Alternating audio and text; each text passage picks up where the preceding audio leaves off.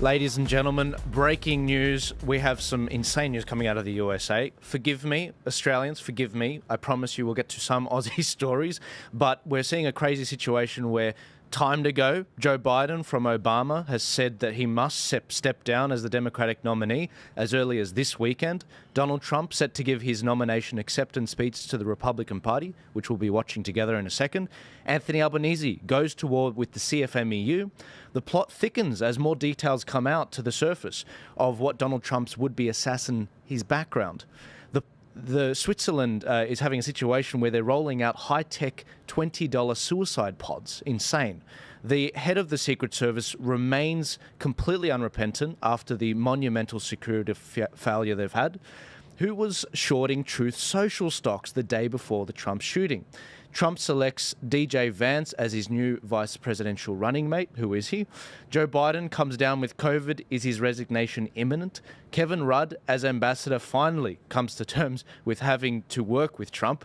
How close do we just come to a war with Iran? Anthony Albanese and his puny tax cuts. How did it affect you guys? And excommunicated bishop blows a whistle on globalist takeover of the Catholic Church. Ladies and gentlemen, we will be live streaming Donald Trump's speech, which is going to go live imminently right now on Fox News. But before we go any further, I did want to introduce our panel, some familiar faces. On the right, we've got Dr. Stephen Shavura, Sky News commentator, and a professor and lecturer at Campion College. On my right, I've also got John Ruddock, the Honourable John Ruddock of the Upper House of the New South Wales Parliament. And on my left, I've got Elvis Sinovic, a former MMA fighter, former candidate, running in this upcoming local election and eventually federal election, which we're going to hear more about in a sec. But to our first story, what the hell has been going on in the USA? A lot of new details have come to light with regards to what's going on with the actual shooting, what the background was. We've found out from Dan Bongino and from other sources within the government that the Secret Service have basically been put pressure on to suppress the details of the shooting and to make any excuse about it. We've got they've basically passed the buck off to the local county police sheriff. We've got a situation where they've blamed a slopey roof for not having people on that particular building. We're finding out that there was actually law enforcement in the neighbouring building there as well. The Secret Service were warned hours before that there was this threat by local law enforcement, but nothing was done. They allowed Trump to go on the stage. We find out more details about the shooter. The shooter was actually a Republican member, which we're going to hear from the panel on about, but he actually donated to the Democratic Party, an organization called Back the Blue. And on top of that, we're hearing from a lot of his schoolmates about the bullying Hispanic Republicans that were actually in his classroom. And we've got a timeline, if we can pull this up on the screen. The timeline of when Crooks, the shooter, was actually identified as a person of interest was at 5:10 p.m. At 5:30 p.m., Crooks was spotted with a rangefinder in his hand, which is used for shooting. At 5:52 p.m., Crooks was spotted on the roof by Secret Service, and 6:02 p.m., Trump takes the stage. So well before an hour before he really sort of took the stage and everything, little under an hour, he took the stage. But before that, Crooks was actually identified as a threat. And at 6:12 p.m., Crooks fires the first shot. There's a lot of people that are demanding answers on this. Guys, just some hot takes from you guys. What did you guys think about all of this and what's potentially happened? Okay, so in 2003, President George W. Bush visited Australia and he spoke at the Parliament in Canberra. And Ross Cameron at the time was a member of the Parliament, and that every member of Parliament was allowed to invite one guest to come and sit in the gallery to hear Bush speak. And Ross kindly invited me. So I drove down to Canberra that morning, and I have never seen anything like it in my life. When you're about 2 or 3 kilometres away from Parliament House, there's helicopters, there's military, there's police, there's big black SUVs everywhere, everywhere, and there's men in black everywhere. It was intense security. Then I see this thing at Butler, Pennsylvania last weekend, and it was like 1/10 of that security for President Trump. Now, he's not a current president, but he is the front runner to be the Republican nominee, and he's a front runner to win. And he's Donald Trump. He's highly controversial. So they should have had similar Secret Service for Trump that I saw with my own eyes with Bush in 2003. Now, why didn't they have that level of security? I don't believe there was a conspiracy to kill Trump last weekend. I do believe what happened was malicious people in the Secret Service, probably the boss, who hate Trump's guts, they just out of malice significantly reduced his Secret Service detail. Now, there's further evidence for that. Look at the malice they had towards Robert Kennedy. The two most famous assassinations in history are his father and his uncle, who got wiped out with an assassination.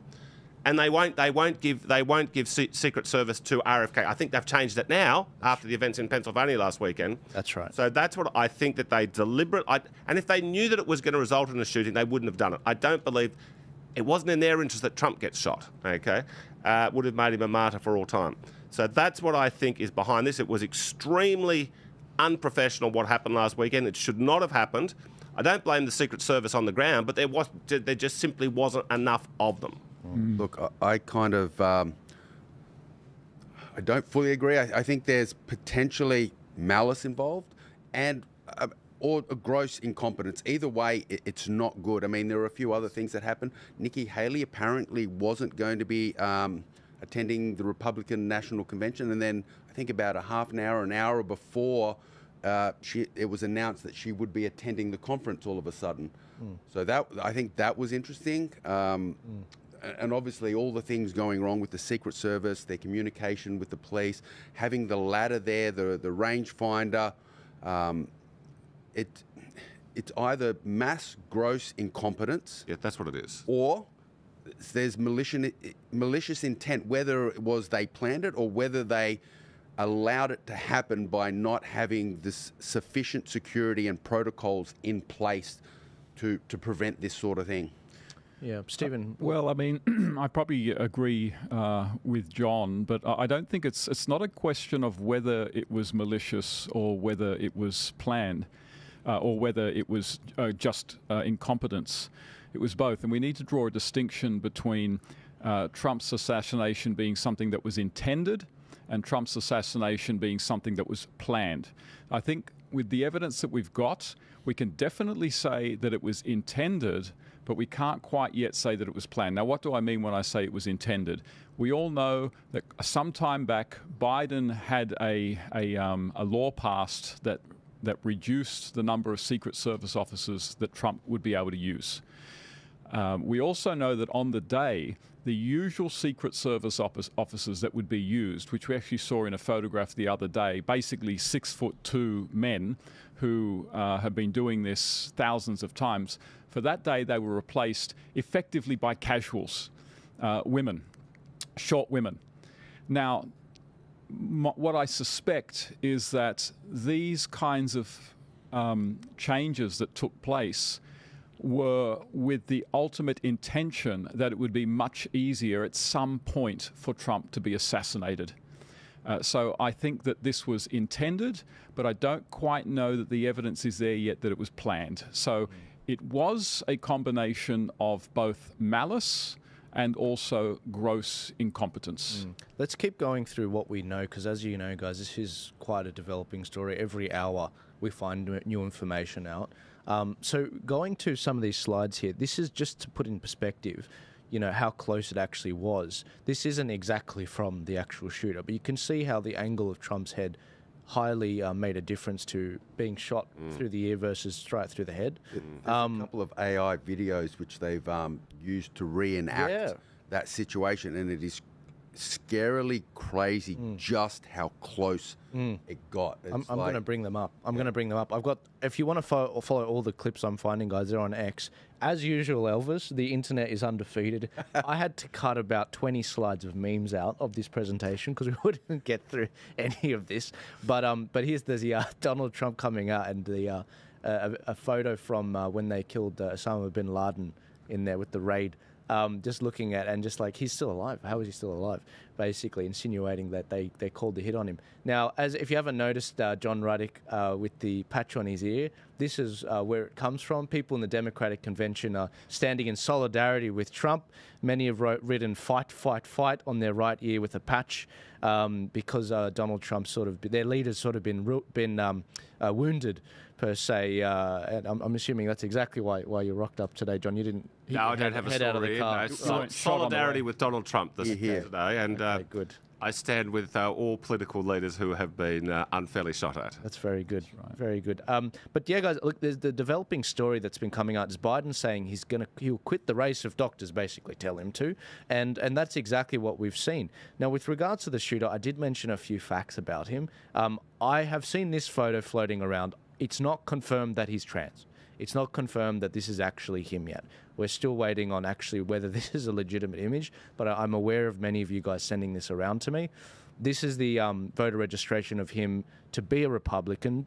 John, what were your thoughts on this? Okay, I'm speculating. Sure. It seems odd. I'd like to know. Hey, can we see the date he actually became a Republican? Can we see the date? That's what I've been trying to find. It's right there. The date vote. It's the 11th of the 8th, 2022.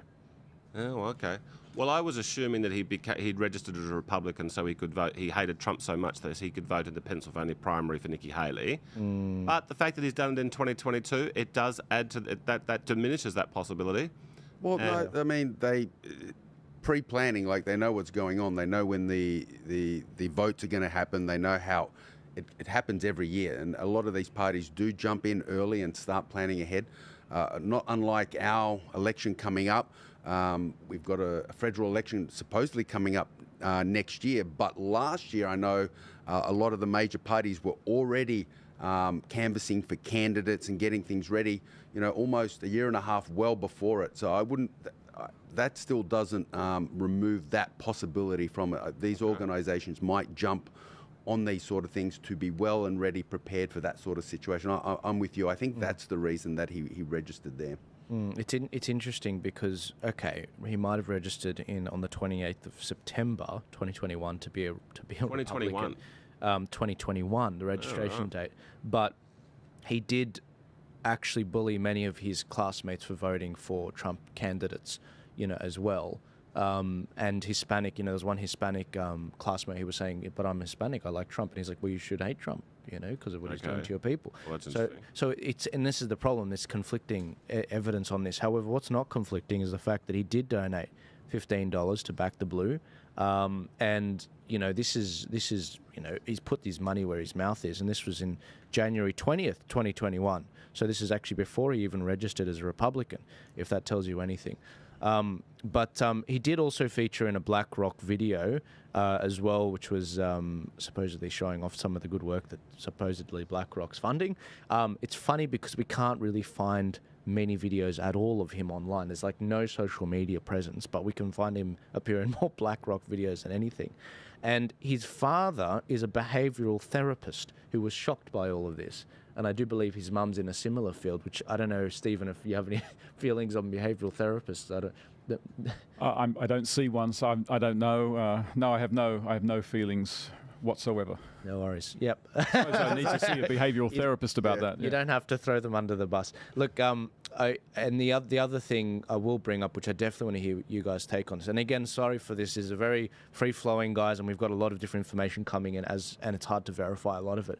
But one thing we do know is that Austin Private Wealth, it was supposedly they tried shorting 12 million shares of Trump's Truth Social via a put option filed on the 12th of July. And this is unclear whether this has actually happened. Supposedly they put this in on the 30th of June, and it was actually an error by a third party that put it through. And supposedly they made a public statement saying, look, that we actually made an error and this and that, and you can't just withdraw a short if you've actually made it. It does sound like there was an error there, but it just, why are the errors all in one direction? I just want to jump back on a point, just very quickly. That organisation that he donated to, I believe, is one of the organisations that pushed for Democrats to register as Republicans, and the fact that it was done prior to him registering, it kind of also goes along with that theory as well. I do believe that was a Black Lives Matter organisation, wasn't it? He was 17 when he did it. He made a $15 donation to Act Blue, a political action committee that raises money for left-leaning and Democratic politicians. Now, you've got to remember that to register as a Republican is free. Anyone can do it. So you've got to ask yourself, which of these actions would more likely represent sort of the true nature of this guy, the one that's just free to do or the one that actually cost him some money? And it seems to me that the one that actually cost him some money would be the one that would probably be more reflective of where his views were. Yeah, that makes sense. Yeah. So guys, it's a developing story on that. It sounds like that particular shorting of the stock was actually unexplained, but I was reminded of the fact that when 9/11 happened, the United Airlines also had a mysterious shorting of their stock right before 9/11 attack actually happened, and there was no answer provided, decades after. So a lot of Democrats have been coming out and making the point, this is terrible, violence is never the answer. Obama, Biden, everyone on the news talking about it. But look at this, guys. Democrats look to strip Secret Service protection from Trump if he's convicted. This is on the 20th of April. Yeah. This is who we're dealing with here. Yeah. Another story. And this person commented, that's one hell of a community to know. A Democrat. There's no room in America's democracy for political violence. I'm grateful for law enforcement's fast response. I'm glad the former president is safe. And my thoughts and prayers go out to everyone involved. The readers on X, on Twitter, have said Bernie Thompson proposed legislation that would have authorized the removal of the Secret Service protection from former presidents upon sentencing following conviction for a federal or state offense that is punishable for a term of imprisonment of at least 1 year. I mean, well, look. This is a tweet. I'm very glad it has surfaced. This is reflective of what a lot of Democrats feel. Their derangement against Trump is so intense that they just thought, yes, let's decline his Secret Service. Now, I just think it was basically out of malice. If they knew in advance it would result in where we are, they would have said, oh, look, we shouldn't do that. That would be silly. But they just can't help themselves. They're driven by emotion. It's an evil emotion. They're just obsessed with this guy, Donald Trump. And but look, on the put options, okay, I agree it's interesting and it needs to be looked at. My hunch is it's a coincidence, if it's true, and it probably is true. It's an odd coincidence, so it needs to be looked into. I mean, the alternative is that somebody on Wall Street, if it wasn't a coincidence, it means that somebody on Wall Street took a massive punt that the Trump social stock price was going to collapse on Monday. Okay, now if Trump had died, would have. I mean, Truth Social has gone through the roof. It's up about 30% because he survived. If he had died, it might have helped Truth Social as well. But the thing that makes me think I think it's 90% sure it's a coincidence. The thing that says 10% it's not is it was a very big put option buy. Yeah. It wasn't insignificant, it was huge. Yeah. So and they hadn't previously done anything of that magnitude. I agree. So, look, there's going to be a major inquiry into this, what we would call a Royal Commission. Like, something big like this, there has to be. So hopefully that'll be something that they look into. And that actually just creates more of a, I mean, I don't want to sound sort of alarmist here, but that does actually create more of a motive for people to do away with Trump, because they know that if he becomes president, one of the first things he's going to do is launch an inquiry into how this assassination managed to actually take place, how this assassination attempt actually managed to take place. A couple more things, Elvis. It was really interesting that there were actually explosive devices found at Crooks' residence and in the car. And a receiver on the shooter. And a receiver on the shooter, absolutely. And that we've seen photos of that. And it was really interesting because Nigel Farage actually resurfaced this tweet by Nigel Farage. He found it and retweeted it from 2014. What separates the winners from the losers is how a person reacts to each new twist of fate. I was wondering what your thoughts are on that, especially from an MMA perspective. You win in some and you lose some. Well, as I said, when you're fighting and, this political battle has become a real fight for America. It's not how many times you get knocked down, but how many times you get back up again. And Trump has shown constantly that he just keeps getting up. They've hit him with criticism. They've hit him with protest, impeachment, indictment, and at every step he just gets stronger and stronger. And this, again, assassination attempt has done the same thing. It's like it's almost, they've done everything they can to knock him down, but every single time he's gotten back up, he's gotten stronger, he's becoming more popular, his following is getting better, and he's shown that spirit that he's there to fight. I mean, just the way he got up after someone tried to shoot him and raised his hand, fist pump in the air, fight, you know, fight for our freedom. I'm not going to stop fighting. That really showed some great character. We had this video from CNN. I don't think they get the lesson on the left yet. I really don't think they do. They're still using this explosive language with regards to violence in the president's direction. He has said many, many times, after having been questioned many times about this, that he's not stepping down and he's going to be the nominee. So at some point, Democrats have to decide that they want to try to win this election and turn their fire on Donald Trump. I think there is, I shouldn't have said turn their fire. I apologize. That was not the phrase that I meant.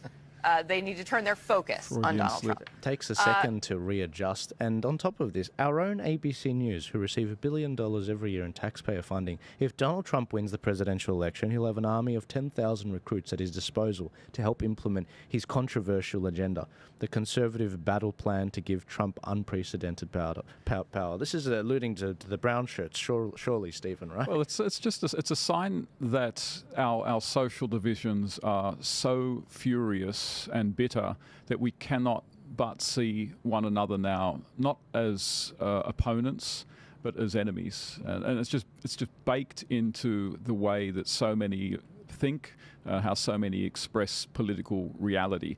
And we've seen it kind of manifest on a few occasions. The Black Lives Matter riots that kind of everyone wants to forget about. The Black Lives Matter riots. You mean the peaceful riots, according to Biden? The fiery but mostly peaceful riots that went on for months and months, caused billions of dollars of damage, dozens of deaths. We all want to forget that was the left wreaking havoc all around America. And this now you did have the trouble, the riot, whatever you want to call it, at the Capitol, which was not any kind of attempt at a political coup or revolution or anything like that. And in terms of deaths, in terms of like deliberate deaths, from what from memory, the only deliberate killing that took place was a woman being shot by an inept security guard. And then finally, we've got an assassination. So what we see is that this language of warfare is used by both sides, but it's really on one side where it actually ends in great destruction and death, and that's the left. Well, yeah, you're right. I mean, how many times prior to the election, in this past period, have supporters of the Democrat Party done things like holding up a head, a bloodied head of Trump, or calling for his murder, or putting them in his bullseye? I mean, they've used that language very carefully to kind of target Trump this entire campaign. I'm actually surprised you haven't got have you got the video footage of CNN talking about Biden, how he's got COVID, and if he recovers, it's equally as heroic as Trump surviving the assassination attempt? I don't have the clip, but I have Joy. Was it Joy? Who was it that said that? From Joy Behar, who actually said that. And that's like, what are they doing? They're trying to equate the glory of Trump shooting and they're surviving. So Joy must have gotten the actual paycheck in the mail, but I don't think other Democrat pundits have. I mean, people like what's his name, Van Jones. If we look at this particular video, Van Jones clearly hasn't received the check, and he probably knew what was going on with regards to Biden. This is what he had to say. A bullet couldn't stop Trump. A virus just stopped Biden. You've got the nominees of this party getting their butts kissed. Biden's getting his butt kicked by his own party. The Democrats are coming apart. The Republicans are coming together. Can I just make one point about violence?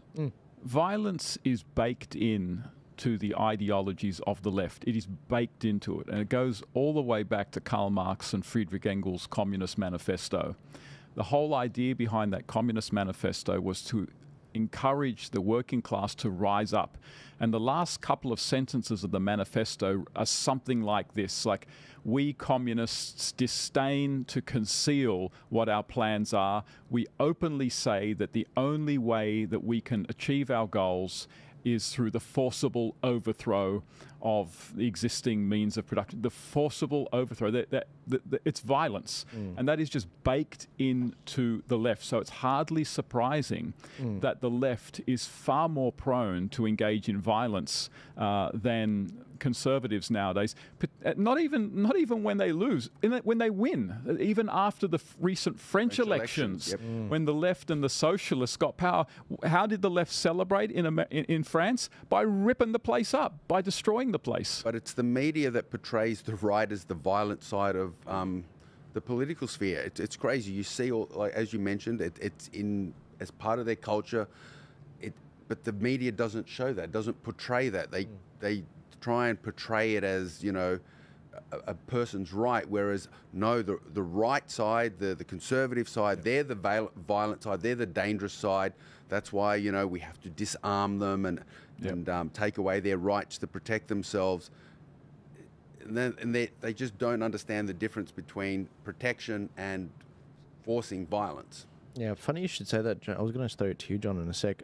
We've got this video that's just actually resurfaced, which is the list of the United States presidents assassinated and the attempts that were actually done on them. And it goes through all of them.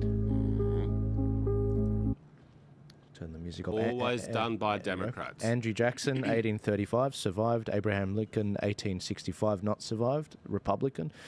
Garfield, 1881, not survived. William McKinley, 1901, not survived. Shot by a communist. Theodore Roosevelt, 1912, survived, Republican. John F. Kennedy, 63, not survived, obviously. Shot by a communist. Ronald Reagan, 1981, survived. And Donald Trump, 24, survived. There's actually about another 10. Another 10. Yeah, if you go to Wikipedia, they've got a whole page. You're joking. Gerald Ford was shot at twice in 1975. I didn't even know that till the last week. You're joking. Yeah. That's insane. It's like this is baked into the American, psyche and what they do. And Well, look, the truth is, no one's taken a shot at the president since 1981. So the secret, I think, a part of last weekend, that's 42 years. I think that there was a feeling where, it had been so long that their guard was down. To some extent. They were thinking, look, these Trump rallies are always fun and friendly, happy atmosphere. So I think, now for the next 10 years, they'll be on mega alert. Yeah. And this is one of the reasons why the security was so lax on the day that JFK died, because it had been 40 years since, you just mentioned him, Theodore Roosevelt was shot at. So given long space of time, people just sort of put that. The Secret Service would have just been doing their job, saying, we've done this a million times, nothing ever happens. And then when something happens, it's a big shock. So supposedly, sorry, just some facts. Supposedly, what's her name, Jill Biden, she was actually in a nearby area. Yes, and she was actually draining a lot of the Secret Service. Well, yeah, they tried to claim it didn't affect the Secret Service at all, but naturally they're splitting their force. But on your point, John, yes, I understand your point about being lax. There hadn't been a legitimate assassination attempt in that time.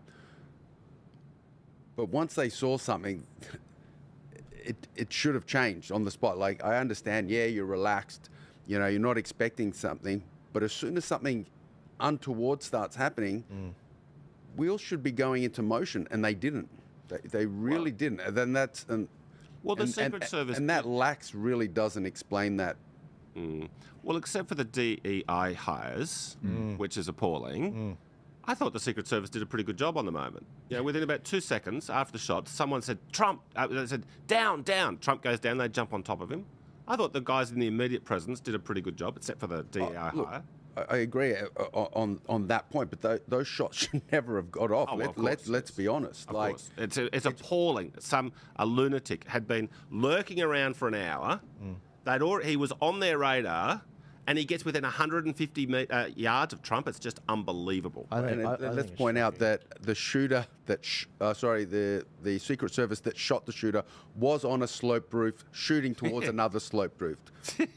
So it is possible. This is the thing. I mean, an actual conspiracy is not implausible. There's a difference between something being plausible and something being very probable or obviously the case. And right now, I'm at sort of this was something that a lot of people wanted to happen, and the conditions were set in place so that eventually it would make it quite likely that it would happen. But you can't rule out an actual conspiracy given what we know was taking place in the hour leading up to that event. You take a very confident person to say, there's no possible conspiracy at all. And then we should also differentiate between asking questions and a conspiracy. Asking questions should never be considered a conspiracy. If there is anything that kind of makes you think that this could be plausible, it shouldn't be a conspiracy. It should be legitimate questions, and they should be allowed to ask, and they should be looked into. Yeah, look, I mean, I have no problem with the word. The word conspiracy has a bad rap. You know, the conspiracies happen all through history. When you study ancient history, you have to study the Catalan conspiracy, an attempt to overthrow the Roman Empire, or overthrow the Republic. The Republic at the time. So, I mean, what we don't want to fall into are sort of groundless or very far-fetched conspiracy theories. But conspiracy, like, you'd be a fool to deny that conspiracies don't happen on a regular basis. But again, this is part of the left using terminology to lump together what we call theories and actual conspiracies and questioning into one group so they can dismiss it.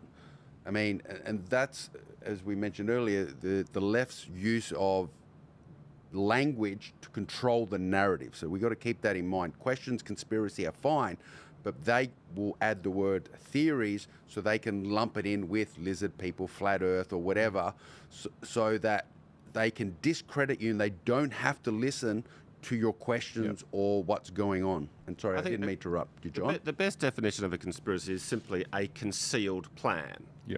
Okay, so if under that definition, there's a million conspiracies happening in Sydney today. Okay, but if there was a concealed plan to have Trump taken out last Saturday, it means that the shooter was in on it.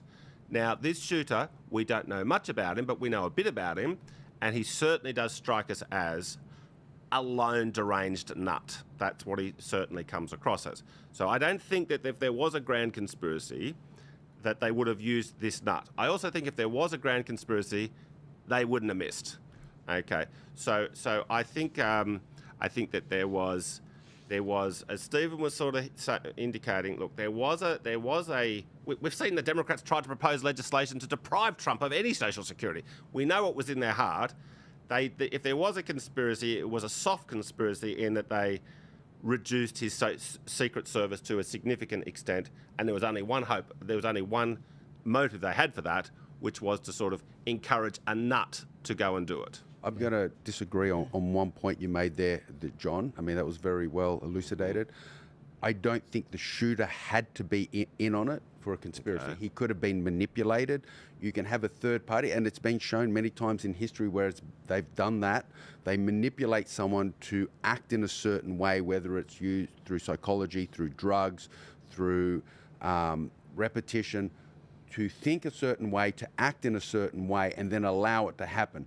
That doesn't mean he was in or aware how they were using him, but he still could be used, and it would be a legitimate conspiracy. One of the things people have been talking about more recently today is this story about there being someone on the water tower.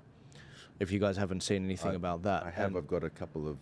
Yeah, but I can't see any videos of it. I can't see anybody pointing to the water tower. Now, prior to the shooting, there's plenty of videos of people saying, he's got a gun, he's on the roof, what are you doing? Very good people. Now, they were putting themselves at risk because the shooter could have turned around and shot them for warning the cops. So they were heroic people. But from what I can see, I'm open to it. This thing about the water tower sounds like the grassy knoll to me.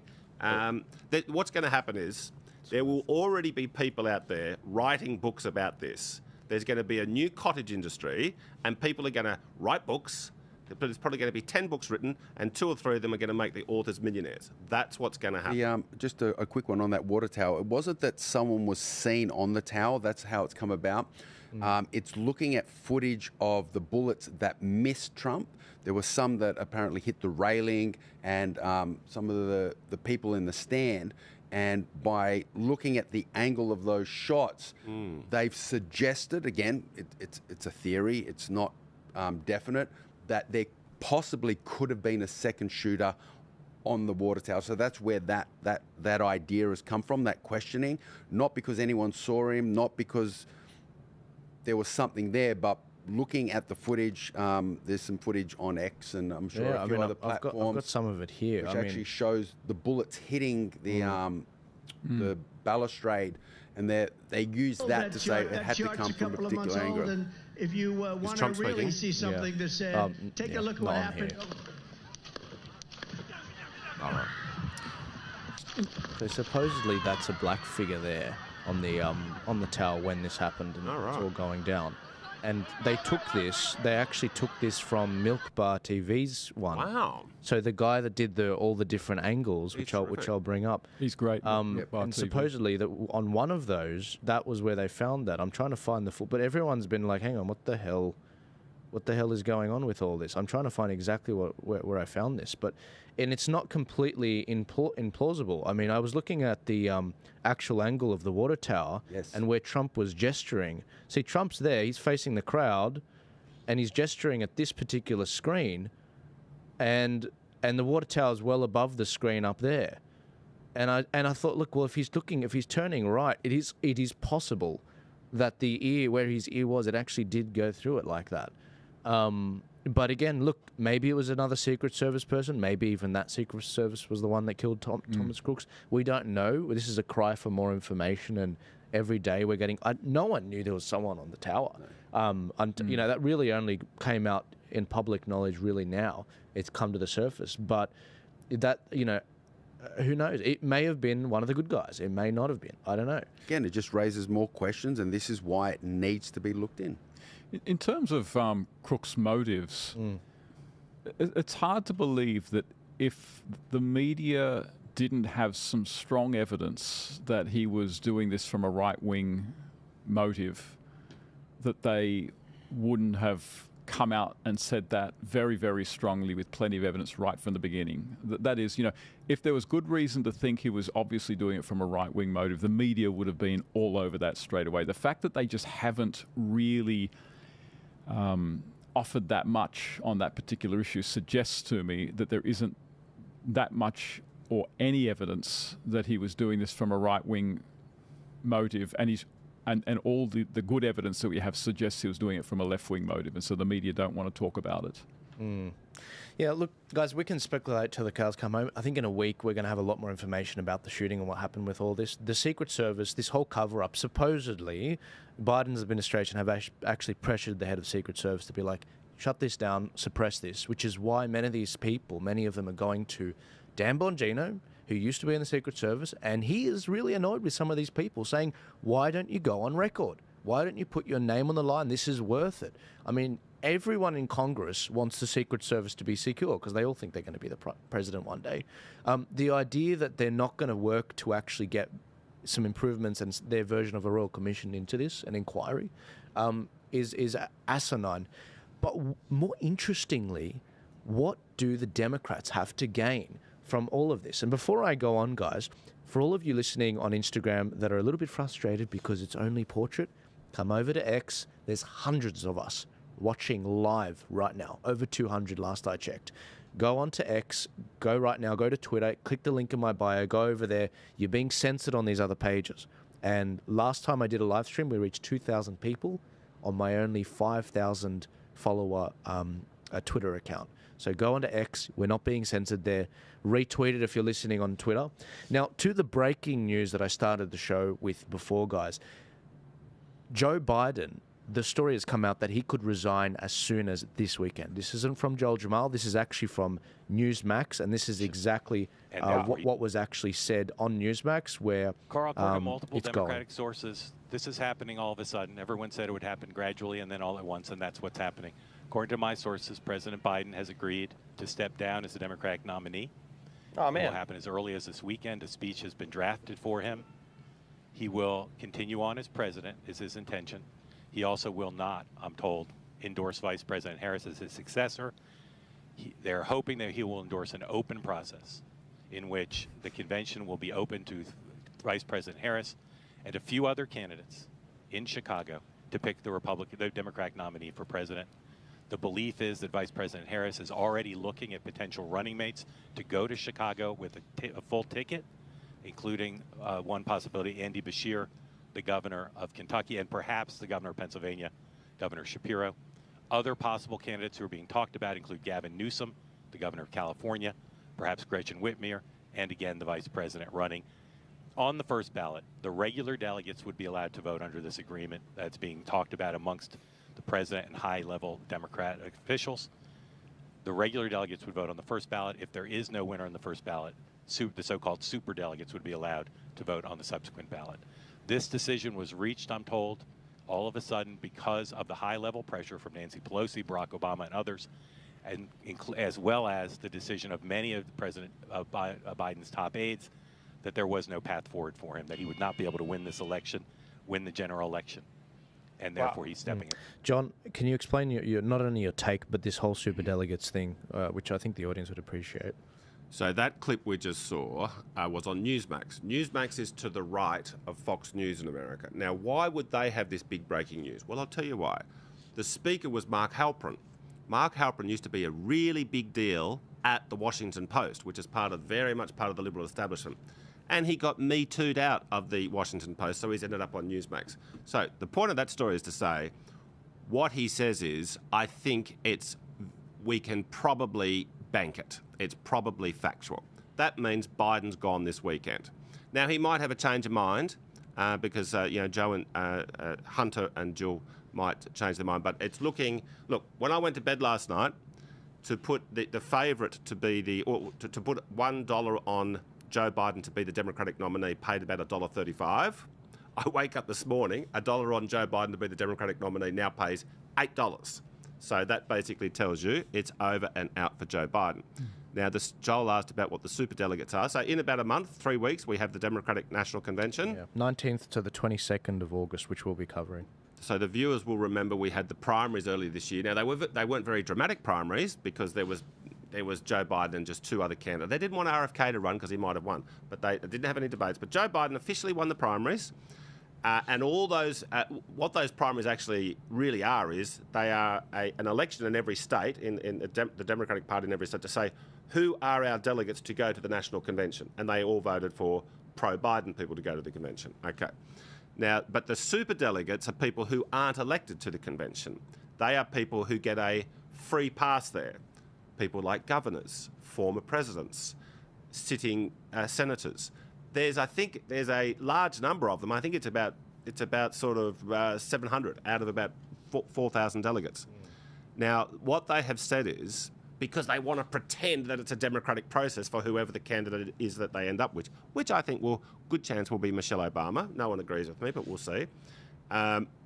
So the superdelegates, it's not really democratic that they have a vote. And Mark Halperin's sounded like a very well-sourced leak, was saying that they won't be voting in the first round, but they will be voting in the second round. And I believe the superdelegates are basically controlled by Barack Obama, and I believe that they will, at the end of it all looks like chaos right now, and it may well be chaos. But if it is a concealed plan, as we were talking earlier, I believe they'll end up with Michelle Obama. This brings up two things. One, I mean, if Biden won't endorse Harris, that's right. I think it just shows that she's a DEI pick. Just had to put that in. Yes.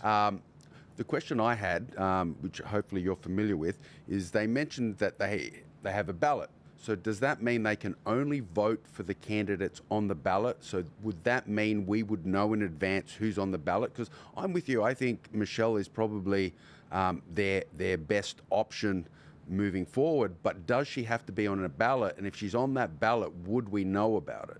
The thing about these rules is it's rules schmools. They can rewrite the rules. They can do whatever they want. Okay, they have a meeting. There's sort of a meeting going on informally at the moment. They have a rules committee meeting just before the actual convention, and the powers that be, which is the Obamas and David Axelrod, and the Clintons and the Obamas are best buddies these days. They will organise that. If they do have a preferred candidate and a preferred outcome, they will organise the rules so that if Michelle wants to run, she may run. Now, if Michelle doesn't run, I think she'll run in 2028. I think she's going to be making a calculation, what's our best bet. Look, I used to think it would be Gavin. I've been thinking for 4 years they're going to get rid of Joe Biden because he's in such a bad state. And I used to think it would be Gavin Newsom. But about a year ago, I came to the view. I said, look, if they get rid of Joe, then Kamala's going to want to step up, and she's a black female. So how are they going to bump her off for Gavin Newsom? That's when I thought, okay, maybe they'll go Michelle. So I looked into her life story. Yeah. Well, the fact that Biden isn't going to endorse Kamala Harris makes Michelle Obama very plausible. I mean, what does he have to lose by simply endorsing the vice president? Nothing really. So why wouldn't he do it? Maybe because there's another plan cooking.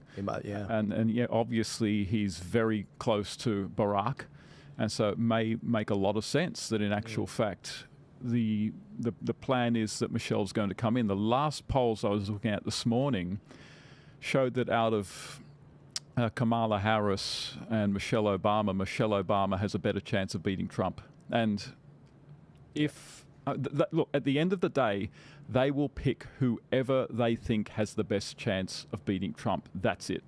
Yep. And the polls do consistently say that is Michelle Obama. Yep. Now, but there was a poll out 2 weeks ago saying Michelle beats Trump 50-39. But that poll today that you mentioned showed Michelle's in the best position, but I think she's still only level with Trump. Yeah. So she's just there's not much polling on Michelle. Yeah. If it's 50-50, the polling, I don't think Michelle will jump in. Barack's going to say to her, look, Michelle, if you run and lose, Trump's going to be able to walk around saying, I beat the Clintons and I've now beaten the Obamas. Yeah. So I think Michelle will run if it's looking likely that she'll win. Yeah. Can I just quickly say, in the time that we've been talking since I said everyone go to X, it's doubled. There's 400 people on X now. Right. Guys, if you're on the other platforms, come to X. There's 1,000 of you on the other platforms watching live right now. Get off these platforms. Get over here. Go follow all of these guys, which I'll be sharing at the end of their actual tags.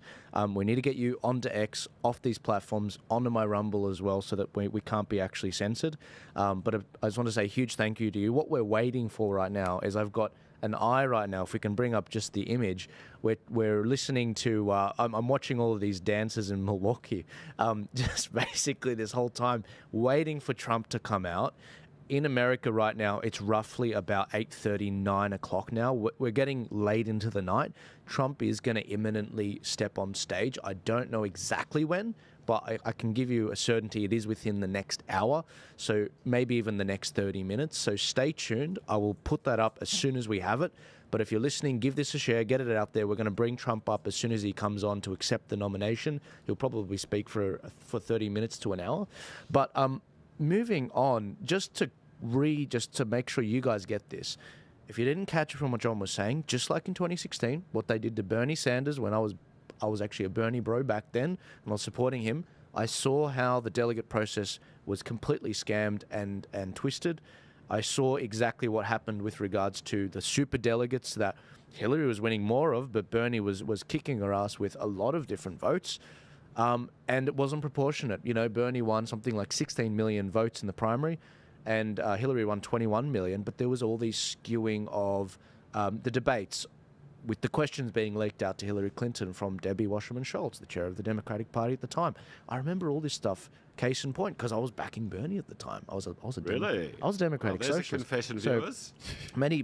Look, some of the viewers would be like, "Oh, you're saying it again," but no. Look, I was a Democratic socialist. I was actually better. I was a big fan of the Black Lives Matter before it became popular. All the priests. But this is the thing: 10% of Bernie Sanders voters ended up voting Trump because there is an element anti-establishment, authenticity. This was before Bernie got his third house once he sold out to Hillary, and he stopped criticizing the millionaires and billionaires. He just said the billionaires because he became a millionaire. But yeah, look, I follow the same path of Tim Pool and someone that Dr. Shaviri you've been following for a while now. And there's a sense of it's not about left and right. It's about establishment and anti-establishment.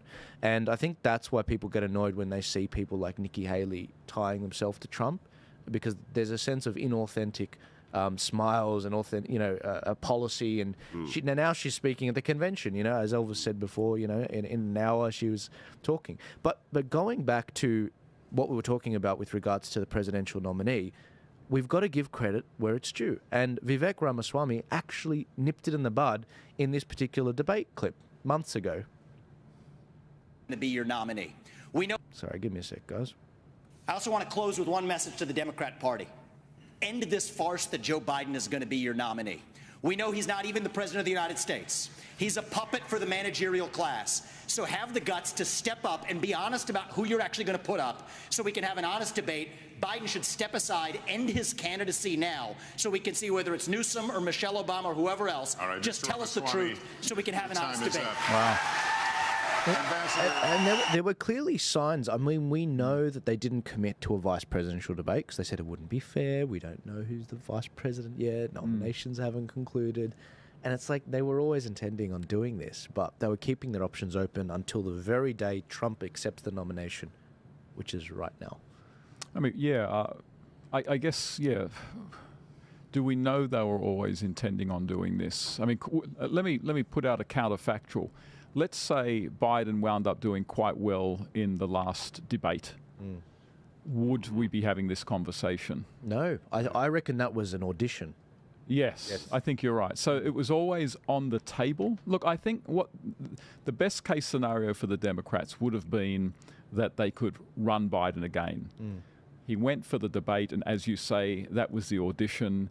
He flunked, and so it's plan B. So I guess, it's always been on the table that they would do this. Yeah, absolutely. Yeah, and I agree with you on that. I don't think it was definite was going to happen, but that debate really cemented their position. They obviously had two choices, and they needed, that's why they called that debate earlier, because they needed to make the decision early enough. And that's why suddenly the left-leaning media and CNN started calling for the change, when previously, when he did things like that, they dismissed it and called it manipulation and conspiracy theory. But now all of a sudden their tack changed entirely. So I agree with you. It was on the table, but it wasn't definite until they had that debate. I mean, this is the thing, though. How plausible is Michelle Obama as a candidate? I mean, surely a lot of Americans are just going to say, why Michelle Obama, other than you think she can win an election? Okay, so when I looked into Michelle Obama about a year ago. And I typed into Google, Michelle Obama 2024, and I came across this film that a guy in California had made called Joel Gilbert, and he made this film called Michelle Obama 2024. I watched it twice, and I thought, okay, this is extremely well researched, and what the thesis of it is Michelle has written 2 autobiographies, okay? These egomaniacs can't help themselves, like a husband. Now, but then Joel Gilbert went down to her hometown of Chicago and spoke to her mother, her school friends, her school teachers, her ballet teachers. He really did a deep dive and found out a very different story to what Michelle had told us in her biographies. The truth is, Michelle Obama is an acutely political person, and she has been since the cradle. Her father was a reasonably senior person in the very corrupt Democratic Party machine that's been running Chicago for about 100 years. He was like paid by the government to sort of do party affairs for the Democrats. Michelle Obama's best friend growing up was Jesse Jackson's daughter, who just lived around the corner. Jesse Jackson was the Barack Obama a generation ago, a black guy, charismatic, good speaker, who almost won the Democratic nomination. So she's been extremely political, but then what happened was, and she married Barack because she thought this guy could be the president, which he was right about that. Now, when the Obamas first burst onto the scene, one of the very first things when I first saw Michelle Obama, I thought she was exceptionally good looking. But then I heard her open her mouth, and she said, after Barack had won a primary, she said, for the first time in my life, I've been proud of my country. And that's when we knew she was a left-wing extremist, okay? Okay, because she basically hated America. The only thing that's good about America is her husband wins a primary, okay? So we knew that she was very hard left. Now, then after that, the Obama team said to Michelle, hey, Michelle, shut your mouth, don't talk about politics. Let's pretend all you care about in life is you want to be a great mum and a great wife. And that's the perception that is now out there. However, if you see what she does, do you know what her full-time job has been for the last 2 years?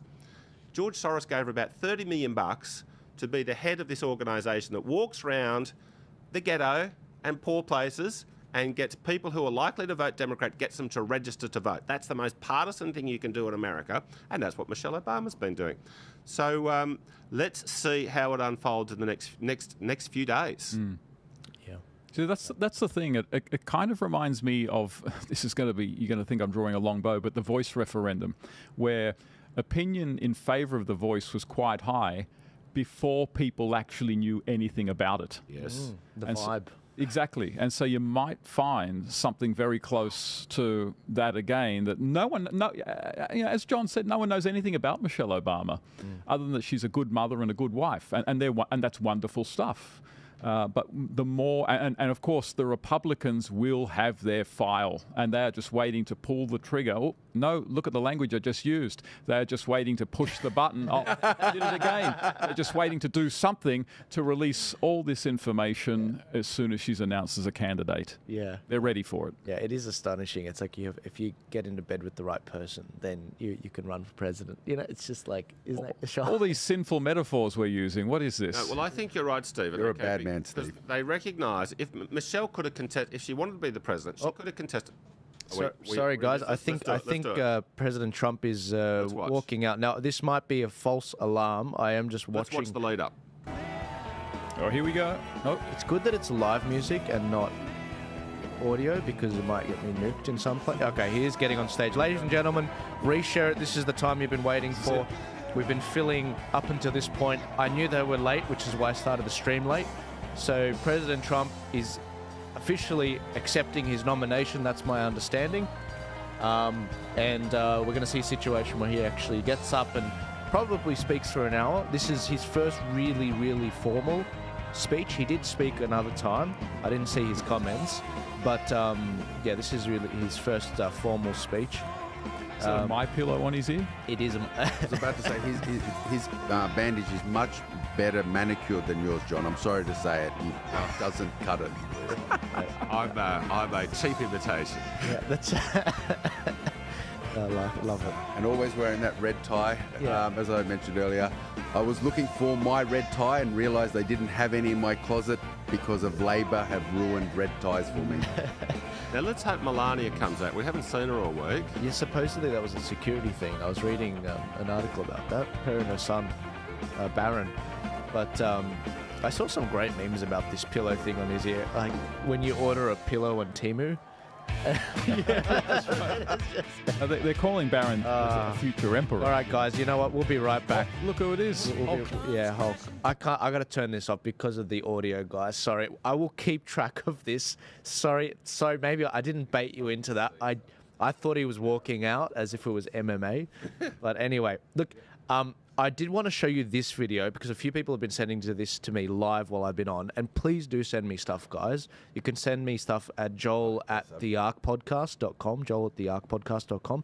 This is the moment Donald Trump actually had the shot go through his ear. And you can see that hole, which is what I'm going to show you right now. Here you go. Give it a sec. I see something that said, take a look what happened. Take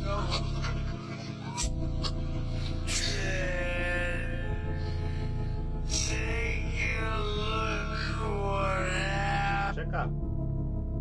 Check out there. There it goes. Over. Boom. Shocking. For those of you that were saying, oh, it's fake and this and that, there you go. There's another angle. And here's a great meme from Netflix. See, this is the thing. The internet is undefeated. You can't beat it. I got so much of this stuff. So I've seen a meme with a lefty wearing a mask from the COVID era saying, "What's the point of a face bandage?"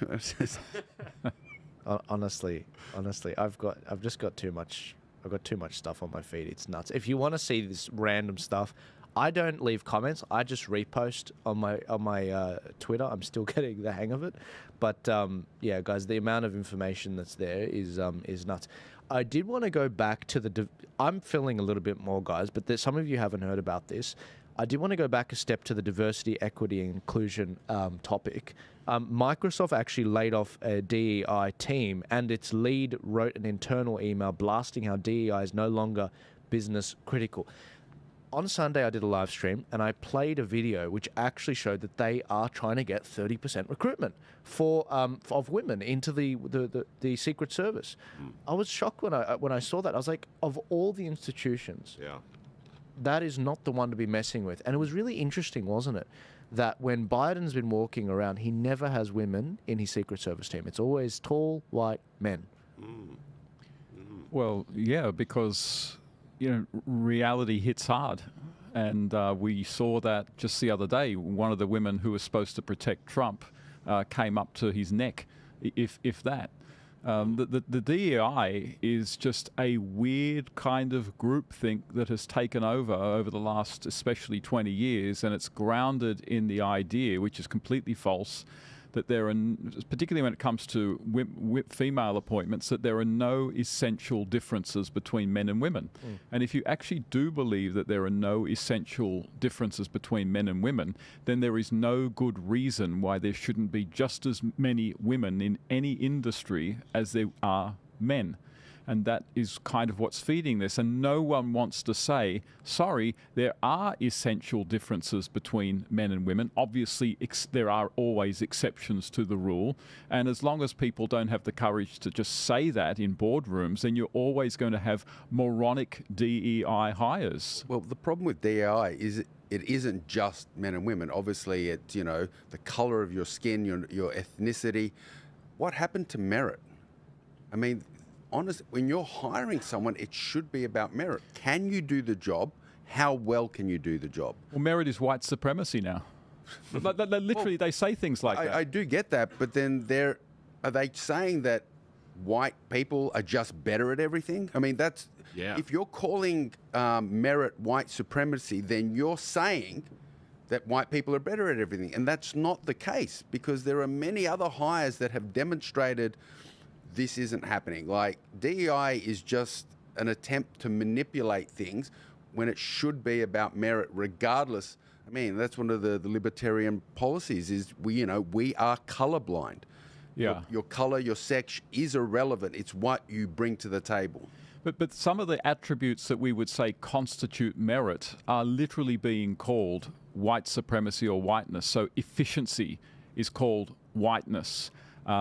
Punctuality and hard work. They are literally called by critical race theories whiteness.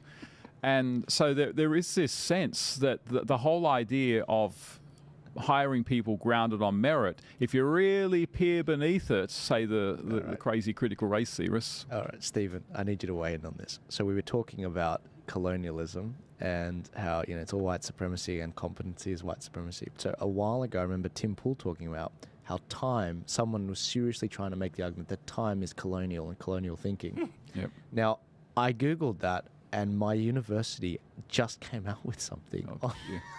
If you pull this screen up, Rami, the University of Technology, Sydney, which I went to, challenging colonial concepts of time. I haven't read this. So you're getting this. I mean, and the picture as well. That does not help. Okay, hang on. Our understanding of ourselves is woven together with threads of time, concepts deeply entangled with power, culture, and identity. Time is not a neutral concept. Historically, time has acted as a tool of oppression and marginalization. Colonial notions of civilization were linked inescapably to the prudent use of time. So, on one hand, time is an objective measurement derived from observation of pneumonia. The other is a cultural artifact wielded to dehumanize Indigenous peoples. Their societies have been depicted as timeless and therefore inferior. Stephen, there's a lot to unpack there, but let me just say, and you're going to be surprised to hear this, Sure. There is some truth in the idea that how we think about time is very cultural, and this is one of the reasons that many Indigenous Australian communities have not been able to integrate into mainstream Australian culture, because we have a particular attitude towards time that is quite regimented and punitive. You turn up at 9 a.m., you leave at 5 p.m., or you lose your job. That is a very I'd say it's a very Anglo-Protestant approach to time. It's regimented, it's punitive, it's precise. Indigenous culture has no such relationship with time at all. Things are not regimented, they are not punitive, and that is why it's often the case that they have trouble with school, they have trouble with work, because our whole economy is based on a particular attitude to time. I think it's more that they have a different attitude to time. I think when you look at those cultures, it's more based around sunrise, sunset, and obviously that changes through the year. So that's why those more precise ideas of time can be difficult for them, because they kind of go more off nature's concept of time. Totally. Sorry, John. Yeah, no, look, I think interesting comments. Yeah, I mean, it would be, I mean, Stephen, you're the professional historian. When did Europe adopt sort of a 24-hour day to measure our time? The short answer is I have no idea. Right. It is interesting though. Wednesday. It is interesting though, wasn't it? It used to be considered, you know, not PC. If you're not saying the dream time, yeah, then it's not a PC. Then eventually it became, you can't say the dream time because that puts it in a colonial lens. It's called the dreaming. Yeah. And it's like, oh, okay, so it's not like, and it's very over time, Aboriginal history has actually expanded longer and longer and longer. And it's like, guys, what are we doing? Well, here's the thing where it actually becomes very, very detrimental to Indigenous Australians, because a lot of people will say, no, you can't expect them to operate the way we do in terms of time, because that's that is oppressing them, that is forcing our culture onto theirs. But the thing is, our conception of time has led to an economy and a lifestyle that is healthy, well-educated, knowledge, employment, and that's the only way to do it. You cannot do it with their conception of time. And so the problem with so many of the leftists when it comes to Indigenous Australians, they want to keep a lot of Indigenous culture but enjoy a lifestyle that is incompatible with that culture. Yeah, it's weird, isn't it? And again, guys, you know, we've got obviously, I'm not aware of anyone else being an Aboriginal here. I am actually doing an Aboriginal panel very soon on this particular topic with Alec Dumaji, who we've had before, and a number of others. But it's not that. It's that we sense that there's something untoward being done, that the destruction of Western civilization and the things that have made Australia prosper and increase the length of living and quality of life is somehow evil, and that my culture should be therefore not worth anything. That's where I have a problem. And on top of that, those people that feign these actual, they bring up these arguments, it's often not in the spirit of trying to improve the rural Aboriginals. It's actually just to elevate those that are already doing very well for themselves even better, going from the hundreds of thousands of dollars to possibly millions of dollars. That's where I have the problem. And when I see these virtue signaling things that are done, it makes me very upset, because it's like there's a lot of Aboriginal Australians, they are not on the same page, and they live rurally and they don't actually care about whether there's an acknowledgement to country. They just want to be treated with respect and equally. That's literally it. And I think one of the attacks on time as well is to discredit the value of experience and wisdom, because experience and wisdom comes with time. That's the reality. The longer we live, the more experience we have, the more wisdom we gain, which is very different to knowledge. Knowledge is important. We must build knowledge, but even knowledge increases over time, and that collection of knowledge changes due to our wisdom as we grow older, which is created through experience. And that's something that's really corroding the West right now, because how often do you ever hear people talking about wisdom? Now, what university did you last see that had in its motto wisdom? They don't. The word that people use nowadays is smart. And you're quite right. I mean, people can be very smart, very young, but it doesn't make them wise. And what we need is not just people who are smart, you know, who can do the math so they can build bridges, but we need people who are wise. And that is something that we're increasingly lacking in the West.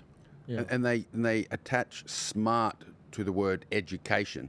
Like back in the day, a very common term was street smarts. These people who are smart through experience, not through structured learning. Like I still think obviously structured learning is important, gaining knowledge is important, but experience, wisdom, street smarts are equally important as well. Absolutely, and if you're one of the rare breed that's got both, then that's an incredible thing, and they're the kinds of people that you want in leadership. Now, and I would also just draw a distinction between institutional book smarts and self-taught book smarts, because some of the greatest sort of Labor leaders in Australian history never finished high school. They were working in mines when they were children, but they educated themselves through reading, and so they had book smarts. They knew their history. They knew some philosophy. They knew a lot of the things that you would learn at university, but they never went to university. And so one of the great myths nowadays, and I shouldn't say this because I make it part of my living off the universities, is that you need a university degree to be educated. First, no university is going to educate anyone. That is something you do over the course of a lifetime. Second, all you need to have is determination and the ability to read, and you can educate yourself to a large degree. I think universities really just create a structured methodology to learning.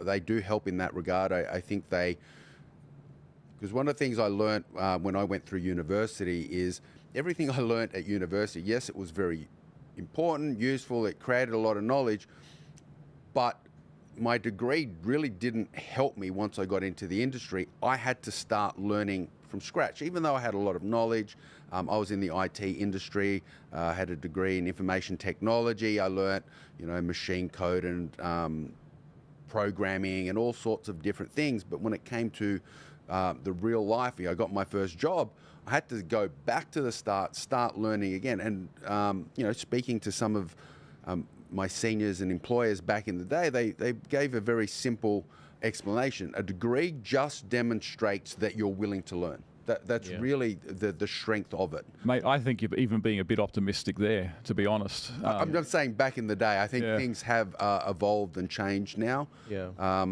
But as you said, you don't have to go to university to be able to learn. I do a lot of, I'm of the belief that when you stop learning, you stop living. I'm always interested in new things. Whether it's politics, nutrition, training, health. I look at different things. I always want to add knowledge to myself, and again, that develops experience and wisdom and other attributes, which I think are important. Yeah. So we're going to come back to this because I want to ask Stephen, after we hear this speech, exactly what went wrong with the universities, especially free speech. It used to be a place of discussion and free thought. But I'm being told that Donald Trump is going to come up very soon. Currently, the son of Billy Graham, I forgot his name, is actually speaking right now. Definitely not Billy Graham. But yeah, definitely not Billy Graham. Billy Graham's passed, but his son's talking. Franklin. Franklin. But I did want to play some of Hulk Hogan's speech because supposedly everyone was standing up throughout the whole thing. It must have been that good. So I'll just switch over to that right now so that we can actually watch that for you guys. Forgive me, guys. Give me a second. Well, he used to be the governor of Minnesota. I didn't know that. Which is helpful. There you go. All right, let's see what he's got to say. I was always a rowdy Roddy Piper guy, for the record. If you guys are listening, I love Hulk, though. Give this a share, guys. We're up to over 600 on X. If you're on the other platforms, get over to X, go to Joel Jammal, click the link in my bio, get over to X. There's 630 of us there. I don't know why there's no comment section on X, but I'm going to work to actually get that up for the next one. But come join there, retweet it, and let's get it out there. Donald Trump will be coming on stage soon, but this is... Let me tell you something, brother.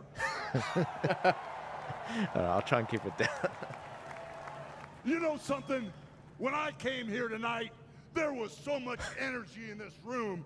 I felt maybe I was in Madison Square Garden getting ready to win another world title. Or maybe I thought...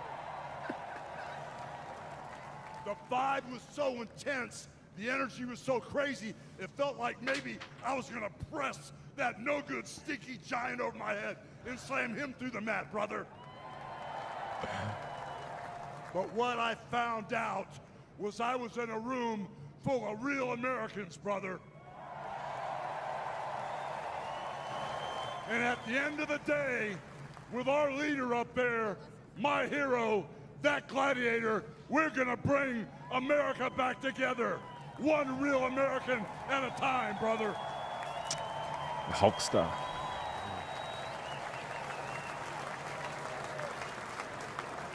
You know something? I've seen some great tag teams in my time. Hulk Hogan and, ooh, yeah, the Macho Man Randy Savage. But you know something? I see the greatest tag team Stephen, of my life standing upon us, getting ready to straighten this country out for all the real Americans.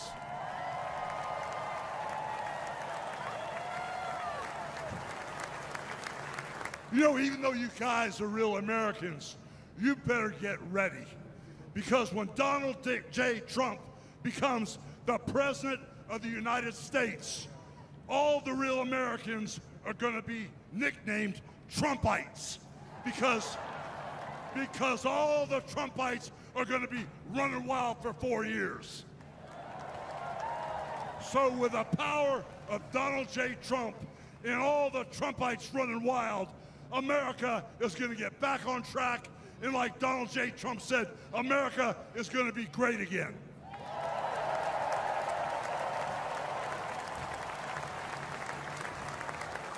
You know, when I look out and I see all the real Americans, I think about how Donald Trump, his family was compromised. When I look out there and I see Donald Trump, I think about how his business was compromised. But what happened last week when they took a shot at my hero and they tried to kill the next President of the United States? Enough was enough. And I said, let Trumpomania run wild, brother. Let Trumpomania rule again. Let Trumpomania make America great again. Elvis, how do you rate his performance so far? Pretty good. Very good. Have you ever done that? No, sadly, I've never ripped the shirt off. We may have to work on that. We'll have to work on it for the next podcast. For the federal election, yeah. We'll start with the local council and then shirt buttons are much easier, I'll give you that. So they make them. They design those shirts, right? Yeah, of course. Get you an Ark one. I love it. I won't want to rip it then. You won't want to rip it. Make him chain up. You know something, Trumpites? I didn't come here as Hulk Hogan, but I just had to give you a little taste. You know, my name is Terry Bollea. And as an entertainer, I love you too. And as an entertainer, I tried to stay out of politics. But after everything that's happened to our country over the past 4 years and everything that happened last weekend, I can no longer stay silent.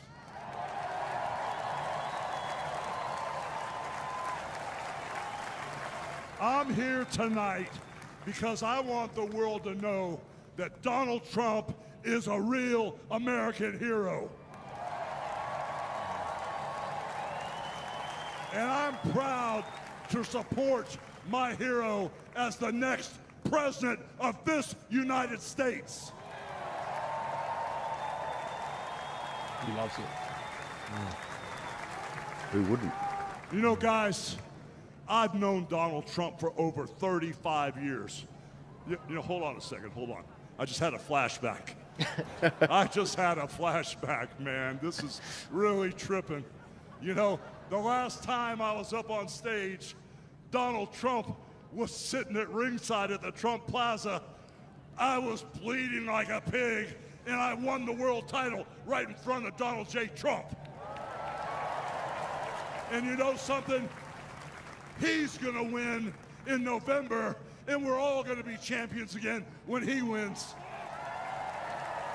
America's a different place. Oh, yeah. It is, man. And like I said, I've known that man for over 35 years, and he's always been the biggest patriot, and he still is. He's always told you exactly what he thought, and he still does, brother. And no matter the odds, he always finds a way to win. And when he's back in our White House, America is going to start winning again.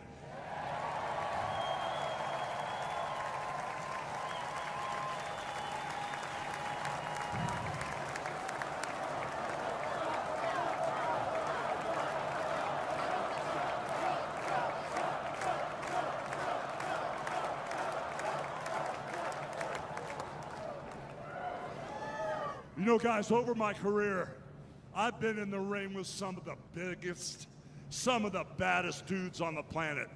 And I've squared off against warriors, ooh yeah, savages.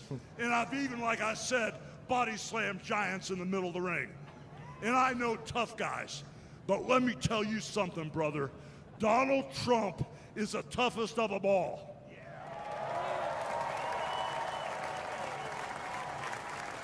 They've thrown everything at Donald Trump. All the investigations, the impeachments, the court cases, and he's still standing and kicking their butts. I think he listened to my comments. You know, we never had it better than the Trump years. Back then, we had a thriving economy. We had strong borders. We had safe streets.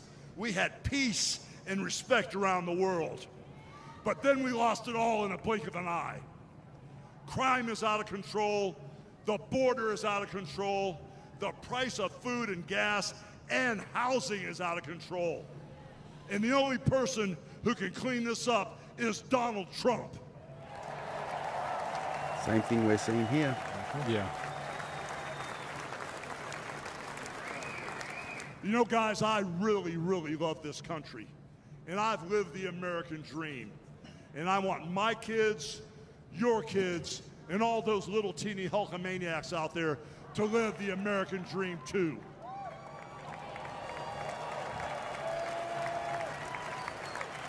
This November, guys, we can save the American dream for everyone.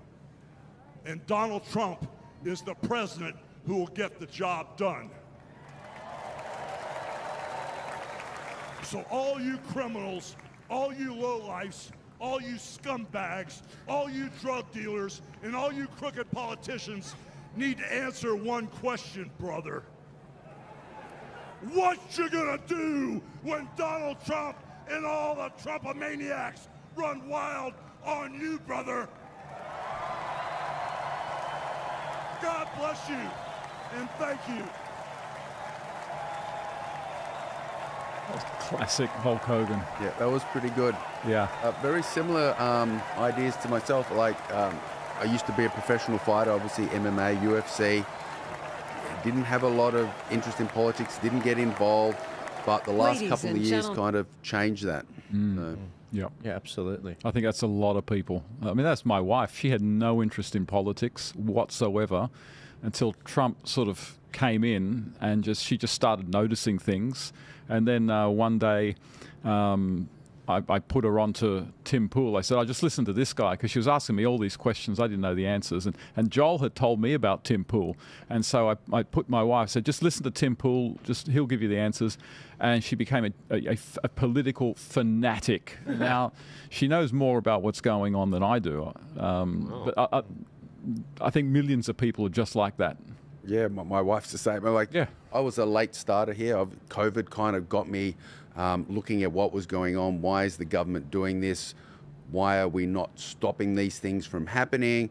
And it started my journey from here. And I kind of reached a point where so much had happened to me and to the people around me and our city, our country. And I'm not the sort of person that just sits back and takes it. I'm not a complainer. I just didn't want to sit there complaining about it. So the only solution for me was to get out there and try and do something about it. That's why I jumped in the political sphere. My partner, my wife, is probably a couple of years behind me. But now, like, she's the one that actually woke me up Sunday morning and going, oh my God, someone tried to assassinate Trump. I'm half asleep, like, yeah, okay, sure, no problem. I'm like, what's going on? And yeah, so you're right. I think we're starting to see more and more people wake up and start becoming aware and more involved in what's going on around us. Sorry, speaking about the assassination, I actually have a clip of Bishop Murray on Sunday when the shooting actually took place. That night, he actually did a message to Donald Trump, and he actually did make the point that, you know, and obviously I'm going to say what he probably was too humble to say. Both of them are of similar ilk. Bishop Murray tries to address more the spiritual element and the cultural element, whereas Donald Trump's taking the more political animal on and fighting the cultural element at the same time. But the bishop actually had some words of encouragement I thought you guys might want to see in case you missed it. in this particular I truly video. love our country and love you all and look forward to... There you go. I want to see Donald Trump. Trump, Mr. Trump. Ooh, that is not the clip. That is not the clip. Don't you love how they do that? They just sort of... what do you remember about... Here it is. Here it is. And my phone starts going off. And one of my parishioners who was in the crowd said... Thank God it was a scratch. But they tried to kill him. I had a feeling that this was going to happen. It wasn't a feeling. It was more so of a, yeah. But I probably would have mentioned it, but because of what happened to me as well, it sort of, yeah, was left. But I knew. But I knew they will not succeed. I knew they will not succeed. I pray that you remain strong, Mr. President. It's astonishing, and people won't say it. He won't say it, but I'll say it. The bishop would be dead if it wasn't for the intervention of God. And anyone that knows what happened with the actual blade, it was one of those flip blades that open up to your thumb. And when the guy was gripping it, he was gripping it so hard, this knife, that he actually re-clipped it so that after the first stab in the eye of the bishop, which is why he lost his eye, after that it started to fold in onto the guy's fist, as in this blind rage he was attacking the bishop in the neck. The blade wasn't hitting, it was actually cutting the guy's own fingers. So there was the actual misinformation put out there, especially by some media outlets, saying that the members of the Syrian church had cut his fingers, when actually it was the perpetrator himself that cut it. And you don't hear that clarification. There's no fact check from the Australian Associated Press cowards about any of that. They just come after people like me and those on the show like Natalie Doomer and some of our other guests like Jeff Grimshaw. But the bishop almost died, if not for an act of God when he held up his actual cross. That was what hit the actual knife at the moment that he was holding the trigger on the... I'll bring a knife in one time if it's not illegal. I'll show you exactly what happened with each stab. But the bishop, pointing out, I would not be here if it wasn't for God. And similarly, Donald Trump would not be here if it wasn't for him tilting his head, as I showed at the start of this. Guys, by the way, before I get the panel to weigh in on that, I am still monitoring this. Trump's son is now on right now. It's slowly crescendoing to Donald Trump himself. I am keeping... look at people calling me during a live stream like I don't know I'm live streaming. Maybe they want to get on air. Mate, honestly, I don't know what it is. It's dead silent when I'm not streaming, but the moment I'm streaming, I get a week's worth of messages and calls, and it's like, what the hell is... No one's calling me. It's lovely people. I pick up the phone, I'm like, you do know I was recording then? And they're like, oh, I didn't know. I'm like... Guys. Anyway, it's all good. No, I get it. Not everyone watches. It's all good. If you want to call me, my phone's here. Yeah. So what did you? Anyway, what did you guys have? Do you guys have any thoughts on any of that?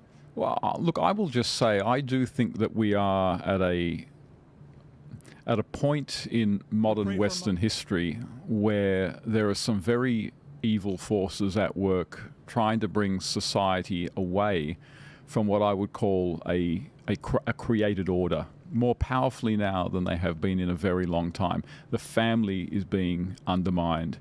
Notions of sex and sexuality that are foundations of family, that are foundations of flourishing societies, are being undermined now more than ever. And I do see this not just as a political fight, but I actually do. I mean, I am a Christian, and I believe that there is more to reality than what you can poke a stick at. And I think that there is a spiritual battle going on. And I do see Donald Trump as the one who God seems to be using to do some very positive things to push back what I would call some pretty satanic tendencies and satanic forces that have emerged over the last 30 years. And some of it is just outright satanic. Devil worship, witchcraft, neo-paganism. These are things that over time corrupt and immiserate a society. And I do see Donald Trump as probably the most powerful force in my lifetime of being able to stave this off and also give immense confidence to a counter movement who have been trying to fight all of this stuff for years but have just had very limited success. And I think the overturning of Roe versus Wade is maybe sort of the central event in all of this so far. That's not an argument in favour of miracles. I know those who don't believe are not going to be convinced by what I say, but from my perspective as a Christian, that is how I see things. Yeah, look, these things have been happening, as you mentioned, for a long time. And, you know, I was one of those people that was kind of ignorant to it or just wrote it off as, you know, that's just, it's not what it seems to be. And for me, it was the COVID era that really kind of showed me what they were trying to do, the way they, you know, locked us up. I think the lockdowns were a really great example because they locked us into areas, then they tried to separate us from community groups, from churches, from family groups. They tried to isolate us and break us down because that's the way they got most of the people to comply, because if you can separate people from your support base, and the traditional support bases are your family, then your church, then your communities, and then it becomes the wider community. If you can break all that down and separate people, then they become more malleable, they become more susceptible to suggestion and coercion and these sort of things. And then it's highlighted all these other things that have really been happening now. But then when you look at it, look back, you can see that they didn't start here. I'm just noticing it here. It was happening back here. And again, that's why we need to kind of step up and talk about these things.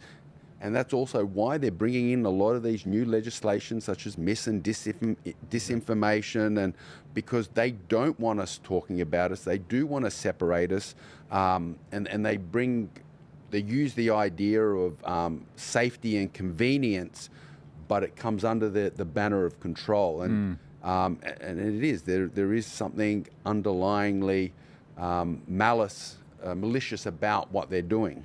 Yeah. Can I just say, guys, you mentioned, Elvis mentioned the mis and disinformation. This is how bad it is now, and they haven't even passed a bill. On the Facebook page of Turning Point Australia, which is a 95,000 person page, I have a concurrent viewer number of 21. 21 with 95,000 people watching live. That is the power of big tech. This is foreign interference. You're not going to see any heads roll. Whereas on X right now, we have 760 concurrent viewers on a page that only has 5,000 followers. This is the power of big tech. This is what they are doing to us in real time. And if you're listening on the other platforms, I need you to get over. The Turning Point Australia page, just so you know, it wasn't always like this. When the Canberra protests were on, and I was the only major streamer that was live streaming it, we had 40,000 concurrent viewers covering that at the time. That just shows you exactly what they're doing with the manipulation. And it's been really interesting ever since this Biden stuff came out. Big tech have started to pivot. And they've been starting to say, okay, we do have a game plan. Okay, good, no worries. Let's start censoring this. So the Times Magazine, they've already removed the photo. Yeah, sorry. Just on that topic, I actually was sharing a post on Instagram and obviously tagging yourself and that. And Instagram, I sent you the screenshot if you want to check it, that says, do you really want to tag this person? He is a known for misinformation. I'm like, yes, I do. Thank you very much. Wow. But it's paternal. It's like you're a grown-ass man. You literally beat up men for a living. And they're like, oh, I don't want you to get hurt, Elvis. I don't want you to get hurt. Joel could really hurt you with misinformation. Well, that's a crazy thing. It's like, why are you deciding whether I want to do this? I've typed in your name. Yeah. Like, it's consensual. I know what I'm doing. Yeah, it's consensual. It's like, I don't need you to check on me. I'm fine here. So, but it just shows you the censorship that's happening on like Instagram and Facebook and these platforms. And as we discovered recently with the Elon cases, we wouldn't know a lot of this was going on if they themselves didn't say that every single other platform complied. Yeah. X was the only one that said no. I mean, obviously, they still have to comply with certain requirements and regulations, and not every single post it survives. But when it's unreasonable, that they will stand up and they will fight it and they will try and stop it.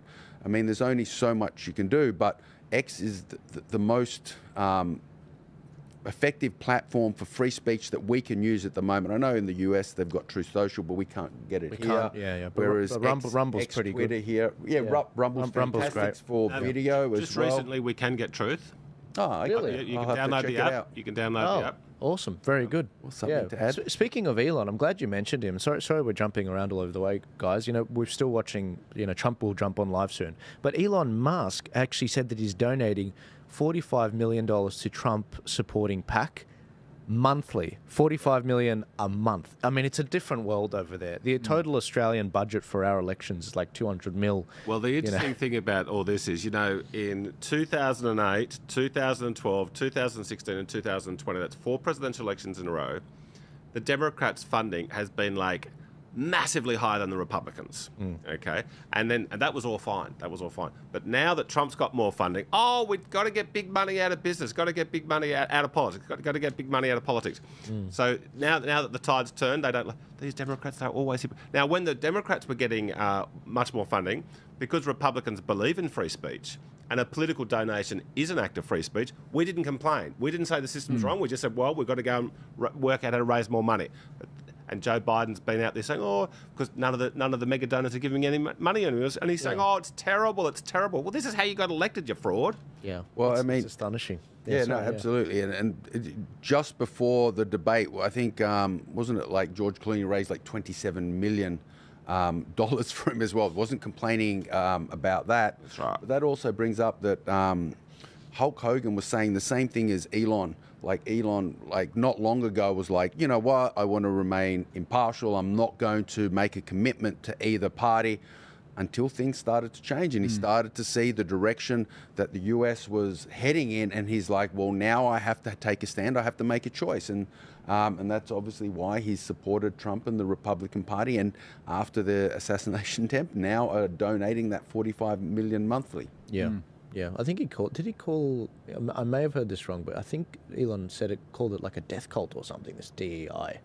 Yeah, look, he's brilliant on DEI. And, just 4 years ago, he was voting for Biden and donating to Biden. So he's come a long way. Yeah. I think now that he's, when there was all this talk that he might buy X, or it was then Twitter, I said on the platform on multiple occasions, I said, I do not believe this will happen. They will find a way to stop Elon, because he had been moving in the right direction. He took the first COVID vaccine, and then he became a skeptic, and he's moved to the right quite quickly.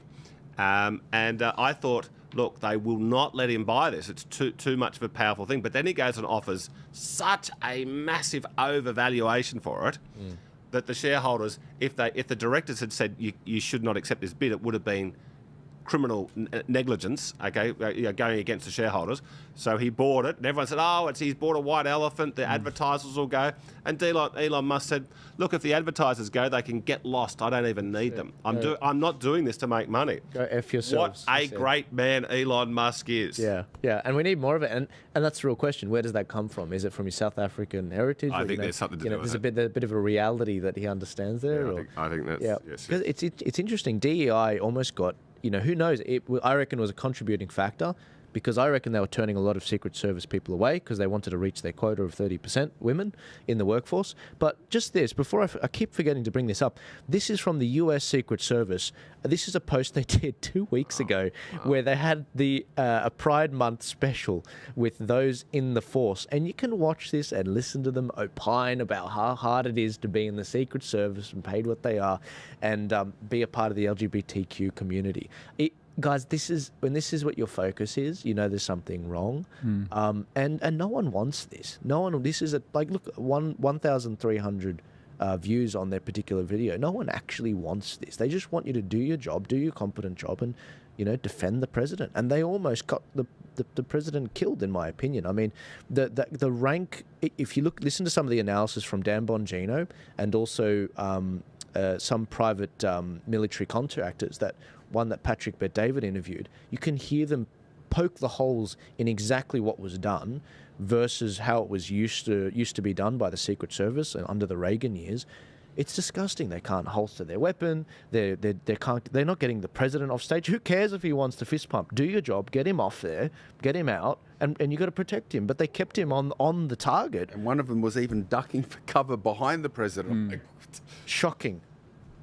You couldn't make this stuff up. It makes me disgusted. And the average American isn't into this sort of thing. I mean, the average Australian isn't into this thing. These DEI is pushed by a minority of very vocal and well-placed, powerful people, and it's allowed by cowards. So it's pushed by true believers and cynics. It's allowed by cowards who know that the whole thing is a lot of rubbish, but don't have the courage to just say, excuse me, this is not going to lead to our organisation, whether it's a military, a police force, a secret service, a corp, being more effective. It's going to lead to it being less effective. Oh, sorry. I was just going to say, just a slight pivot. Yep. Do you want to finish your Well, yeah, I was just going to say, again, it just leads back to language. The reason people don't want to stand up is you'll be called a bigot. And you don't want to be a bigot. You don't want to be, transphobic or anything like that. So they use that language to make people afraid, and then they use that language to affect your income, your family, your businesses. And so less and less people want to stand up and speak against it, even though they don't agree. Because I speak to a lot of people daily through my business, and they feel that way, but they don't want to speak about it because, as we've seen numerous times, you say something on social media and your employer sees it and they don't agree. Now you're in trouble. Or even if they agree, but they can't support it publicly, well, they're going to have to reprimand you and do something about it. Apologies, Joel. No, that's right. I was just going to say, look, Melania Trump has just walked in. I won't. I think there might be another speech not for. Maybe she is walking for Trump. I don't know, but I'm happy to fill a little bit more until Trump comes on. That's Vance. We are going to still talk about Vance. We haven't even had a chance to. People are wondering who the hell is this guy. That's Melania.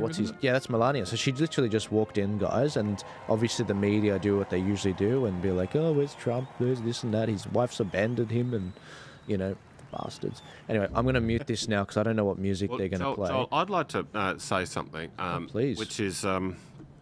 There is a lot of confidence in the Republican Party and Trump supporters all around the world right now. The betting markets are saying he's the odds-on favourite to win. That's the biggest threat we've got, overconfidence, putting down our guard. We've got to pretend we're behind at all times. Now, the Democrat, and I'll tell you what worries me. We've all known Biden's a mess, for 3 years, okay? But even before the debate was this time 3 weeks ago. Now, even before the debate, the polling, on average, had Trump ahead by 1 or 2 points, despite Joe Biden being the complete physical and mental mess and policy mess. But why wasn't he ahead by 25 points? Okay. And now, in the post debate and now the post-attempted assassination environment, the polling is still quite tight. Now, it's moved up about 2 or 3 points since the attempted assassination. You've still got about 43% of Americans, if they get a phone call tonight, just in spite of everything, they'll say, "Who will you vote for, Mr. and Mrs. Smith out there in Kansas?" And 43% of them saying, "Joe Biden, Joe Biden." Now, that tells me that's their base. They've got for the worst candidate in the history of politics, you've still got a big chunk saying they're going to vote for him. So now what happens then if you have a half-decent candidate? Well, it means we've got an extremely polarised America. When Ronald Reagan was shot, quite similar to this, in early 1981, his polls overnight went up 20 points. Okay? Now we're seeing a very similar situation, but we're only seeing a very small increase in his support. So this election is not over. And, sometimes when things look really good in politics, that's just before they start looking bad. Okay, so it's like John Howard won this big victory in 2004. He's fourth on the trot. Everyone thought he can't be stopped. Well, then he went and got his ass kicked 3 years later. This can often happen. Can I just say, I do think that what's undeniable is whether this shooting was intentional or not, or was a deep state thing or not, which I don't think the jury's in. I think the jury's still out. I do think that the Democrats have 100% gone into a different gear now. And they're like, okay, we're not effing around. We have to get Biden to step down. So he obviously last week, he had Clooney, who was his chief funder, stop backing him. Obama's becoming more and more vocal, whereas previously he said we need unity. And all the leadership are against him. So they've made their move. They know where the Republicans are. They know the vice president, importantly, because that is a key part of all of this. And they're like, okay, now we need to put our A-team out there. I really think now they're literally in desperation. They're going to go for their best debater for the president, so potentially Gavin Newsom. I really do. They can't. California's going to. They can't go for Gavin. They're going to have a white male. Yeah. This is a party. This is a party which has got itself into a quota swamp. Especially with Kamala as. No, they would go. They would go for a white male if they thought it could win the election. They're desperate. They would do it. Well, they would if they thought it could. But the truth is, if you replace Kamala, who is got a little bit of a black ancestry, not much, and she's a woman, which is indisputable. Okay, if she is bumped for a white male, most blacks and most women will still vote for the Democratic ticket. But 10%, 5% are those two biggest voting blocks will say, I'm staying home. You got rid of a black female for a white male. You only need 5% of the blacks and 5% of the women to do that. Trump's won. So this is why I think there's only two options here, Kamala or Michelle. And I also, as mentioned earlier, I think one of the problems that we see both there and here, like you can't get overconfident, is the problem. And this is really only, as you mentioned, developed over the last 10 or 20 years where people have become embedded. I am a Labor, my father voted Labor, and I'm going to vote regardless of what's happening. And, you have that on the Liberal and the Labor front because they're the two major parties. Even though more and more people are turning towards the minor parties, they're looking for other answers, there are other solutions. There's a very large part of the community that just don't want to get involved in politics or don't understand it when they try, and they just go, this is how I do it and this is what I'm going to do. And again, that's where, as you mentioned, we can't become overconfident. Now, yes, there can be a swing, and we're hoping there will be, and it's looking good, but you can't be overconfident because of those people who aren't being proactive in the process. What we didn't know previously, and I don't think it's still certain yet, was that Kamala's team actually wanted to actually become the president. It wasn't clear that they couldn't actually cut a deal with her where, for example, she takes, what's better than the presidency? Maybe, what's an equivalent or slightly under so that they can win the election, but also they let her down easy. Putting on the Supreme Court. Governor of California. But I reckon Supreme Court's most likely, but Governor of California, absolutely.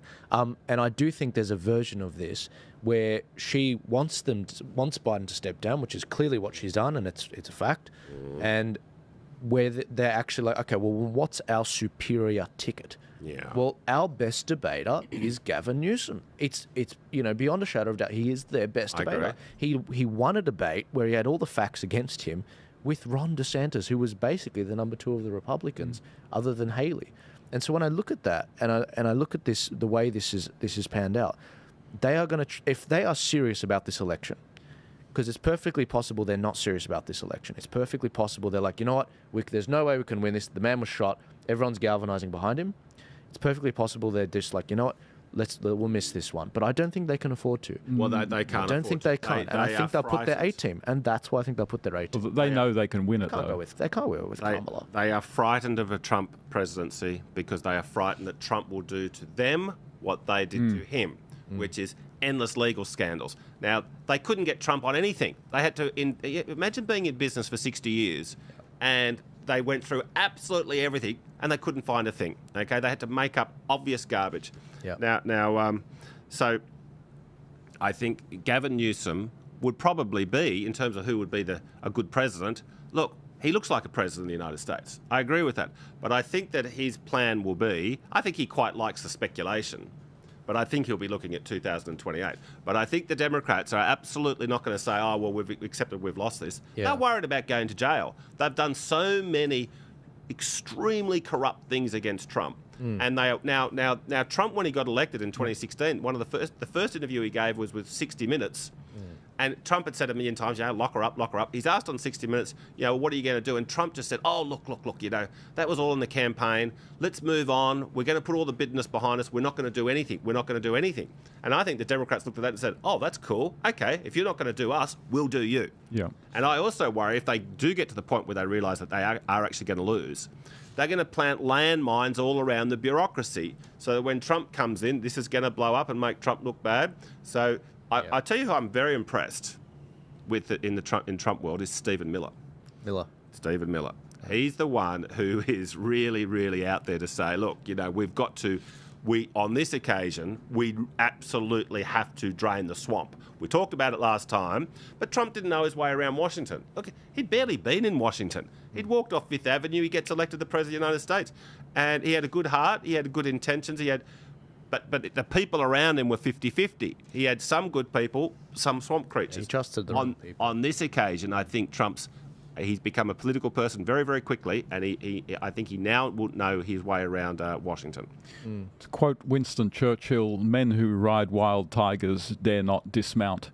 And that's precisely what the Democrats don't want to do. They don't want to dismount the wild tiger of a gamed legal system, which they've been aiming at Trump, because as soon as you get off, it turns on you. And that's precisely what John's been saying, and they are scared stiff. Yeah. And that is why I think we want to be careful at overestimating the extent to which they're going to care about keeping a DEI hire in that particular role.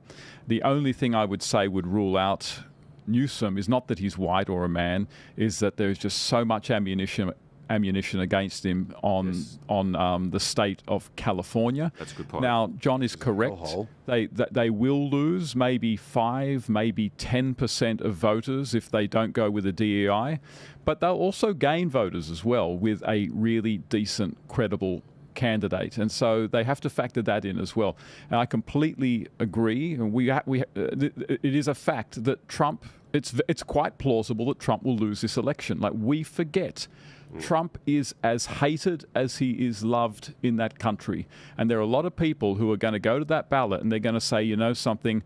I kind of like a lot of what Trump stands for, but man, I don't want to go through 4 years of whatever's going to happen if I vote for Trump. So sorry, Trump, I'll vote Republican next time round. We just can't have you again. Yeah. Ladies and gentlemen, we're up to 900 viewers. I am still watching. They're in the middle of a concert right now, so they're still going. Sorry how late it is. Over there, it's like 10 o'clock, basically. I thought it was meant to be all wound up by 10. It's their summer too, so I'm going to keep a track record on how that's going. Just breaking news, by the way, for those of you listening, especially in Australia, former Premier Dom Perrottet has just announced his resignation. John, I thought you might want to hear that. Former Premier Dom Perrottet has just announced his resignation, and what that actually means, he was one of the COVID premiers after Gladys Berejiklian. He came in and normalised a lot of the lockdown measures and with Victoria. I just wanted to break that news with you guys now. But one of the things that I wanted to raise with you gentlemen around me here is how close we actually came to a potential all-out war with Iran. Iran, and obviously it's sort of been in the background of this Israel-Palestine conflict, and Iran escalating into a war in the Middle East and all of that blowing up would have made a serious escalation with everything around the world. Everything, absolutely. I mean, we sort of hear through back channels and through back funding, they're funding Palestine because it's sort of a proxy against Israel. But I've been seeing a lot of headlines coming out since the Trump attempted assassination. Trump's assassination attempt, live updates from NBC and a few other outlets saying that the US learned of an Iranian plot to kill Trump weeks before the shooting. Now, this is kind of like, weapons of mass destruction, and, there was a similar plot, even though there's zero links between the shooter and Iran. There's this almost like, all it could be like is like, intelligence agencies, 20 of them have testified that, there's links between this shooter, and that's all it took for basically America to invade Iraq. Now, that is a sort of thing where if Trump truly was shot, and we saw a situation where the Republicans were basically leaderless. Who were you left with? I mean, the only person that got any delegates, the most delegates, was Nikki Haley, who got something like almost 100 delegates. And, I mean, this is what Nikki Haley's like. You know, she's too busy signing bombs. If we can pull this image up, she's too busy signing bombs in the Middle East, basically.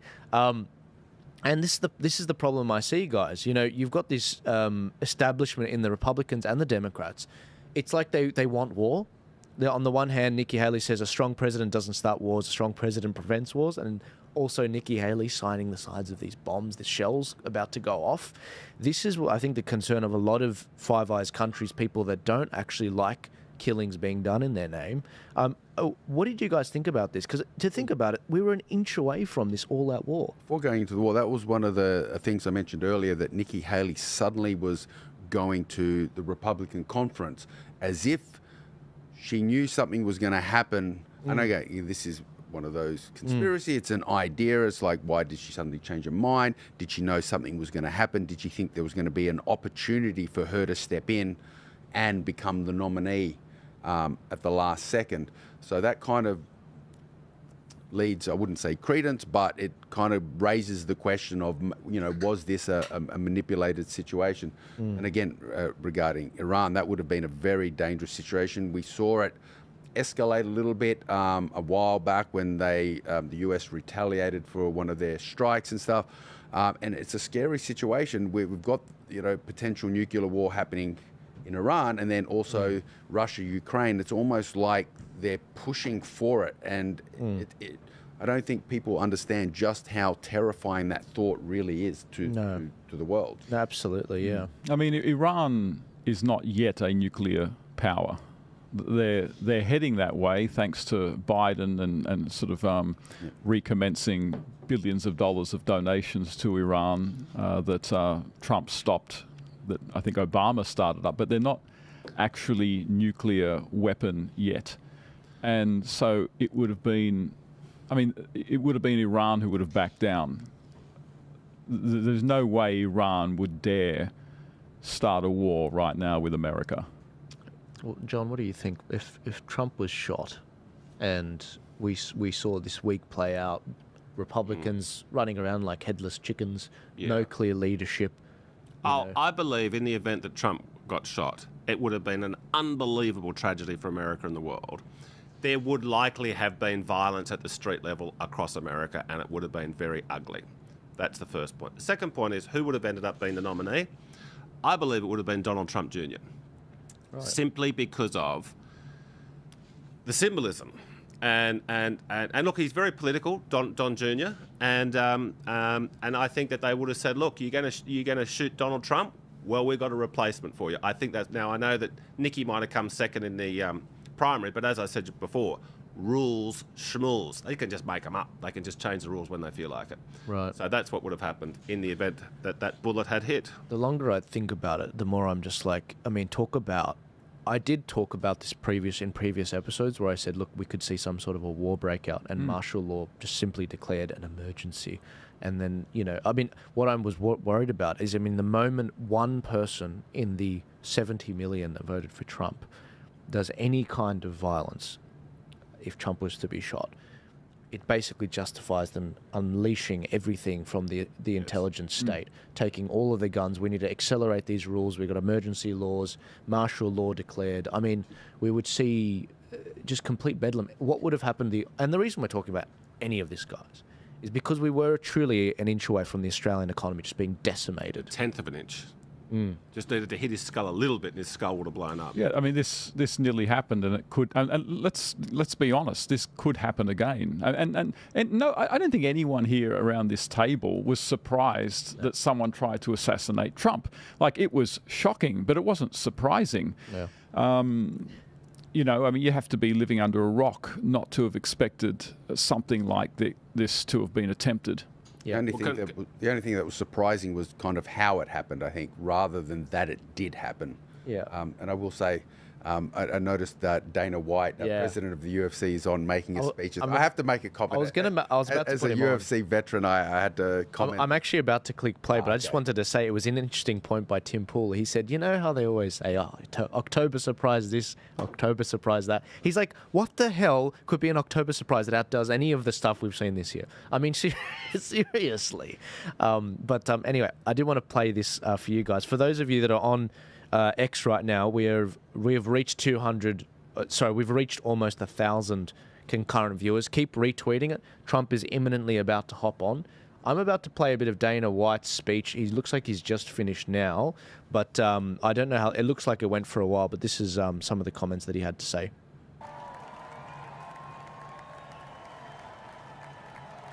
Good old Dana. So he's known Trump well before he was president. Good evening, ladies and gentlemen. I'll bring up a comment about that. The CEO and president of the Ultimate Fighting Championship. So 2 weeks ago, I got a call from President Trump asking me if I'd be willing to speak tonight. As usual, there was no pressure, no demands. He asked me as a friend, and of course I said yes. Then, after I accepted his offer, he sent me a text message, and I just want to read to you a little piece of what President Trump wrote to me. Dana, I'm so honored that you will be doing the introduction at the National Republican Convention. Think of it as the biggest fight you ever had, a fight for our country and even the world. I only wish you didn't have to interrupt your family trip, but I hope they understand they love you and they know how important this is. That's epic. Isn't that epic, Elvis? Yeah. Now think about this. This man's running for president of the United States. He's fighting for the future of this country, and he's concerned about interrupting my family trip. That's the President Trump that I know. A man who truly cares about people. The mainstream media likes to push the narrative that he doesn't care about anyone but himself. I absolutely know that's not the truth because I've been friends with this guy for 25 years. And for the people who know me, they'll know this is true. I just want to make something very clear. Nobody in the Trump campaign has ever told me what to say. Nobody tells me what to say, and I'm nobody's puppet. Ladies and gentlemen, I'm sorry to do this. Trump is on stage right now. I'm just going to go to the live section. Here you go. While they're singing, I'll mention that I met Trump and Dana at the same time. So the first time I fought in the UFC was UFC 30 in 2000 at the Trump Taj Mahal, as I mentioned at a previous podcast. And obviously, I know I've only met Trump once, but I've met Dana numerous times, and I've known him for years. And thankfully, he still remembers me and refers to me in many of his podcasts again as the pioneer of Australian MMA. So that's pretty cool. Amazing. Rami, if you could possibly turn up the desk one, is that possible? No, that's all good. Look, don't have to mess around with it. That's okay for now. If you're listening now, Trump is coming on. I do believe he's about to speak. Give this a share. If you're not following already, guys, if you all followed me, I would go up by about 20% today, 16%. Give us a follow. I will be doing more streams like this, including for the Democratic National Convention on the 19th of August. I'll be streaming the debates between the president and the vice president as well, with all of those coming up. And of course on election night. But give us a follow, give this a share. I'm going to keep streaming even after Trump's speech, but I expect this to go for at least 30 minutes as he outlays what he's running on and perhaps opining a little bit on what he's been going through, what his thoughts are since the shooting. Many people have those My Pillows on their ears at the convention, which is hilarious to me. Melania did just join at the last minute, despite the Democrats saying that she's abandoned him. Creeps. Enjoy, guys.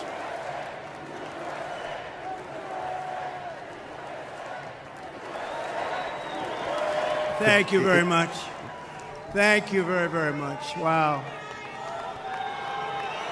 And thank you, Dana. Thank you, Kid Rock, sometimes referred to as Bob. And thank you, Lee, right from the beginning. Thank you very much. What a talent. What a beautiful, beautiful soul. Thank you. Friends, delegates, and fellow citizens, I stand before you this evening with a message of confidence, strength, and hope.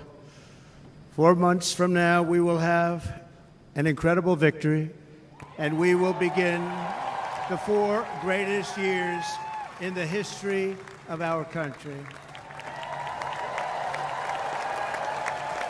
Together, we will launch a new era of safety, prosperity, and freedom for citizens of every race, religion, color, and creed. The discord and division in our society must be healed. We must heal it quickly.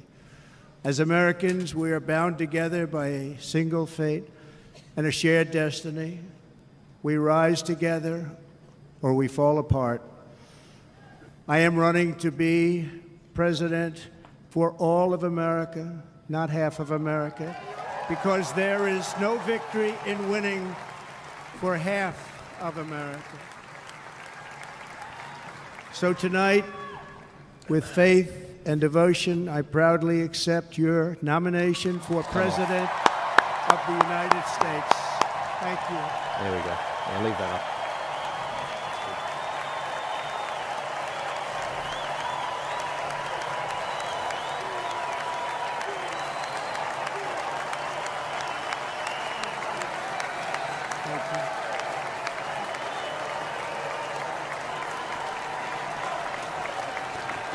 Thank you very much.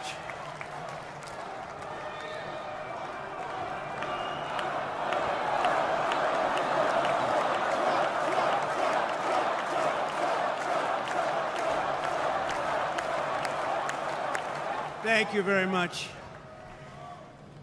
And we will do it right. We're going to do it right. Let me begin this evening by expressing my gratitude to the American people for your outpouring of love and support following the assassination attempt at my rally on Saturday.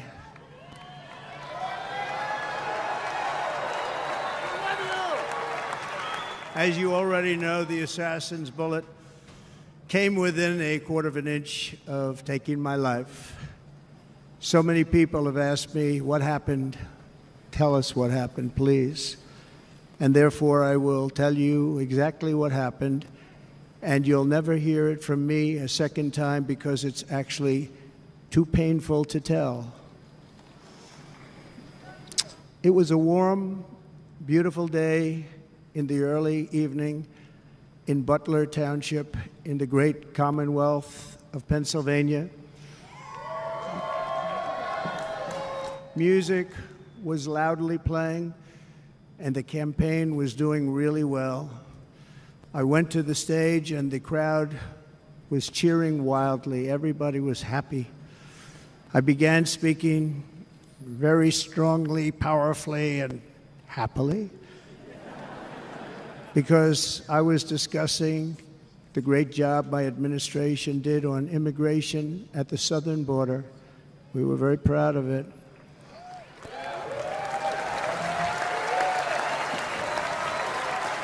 Behind me and to the right was a large screen that was displaying a chart of border crossings under my leadership.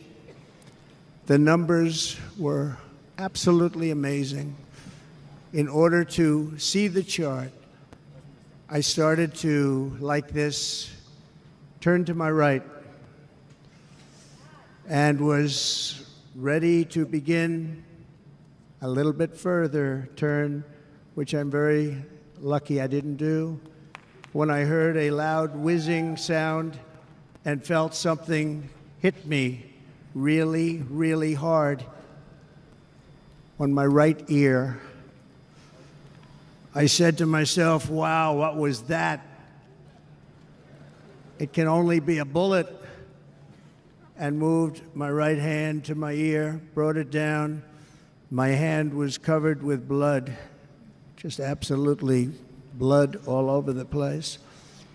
I immediately knew it was very serious, that we were under attack, and in one movement proceeded to drop to the ground. Bullets were continuing to fly as very brave Secret Service agents rushed to the stage, and they really did. They rushed to the stage.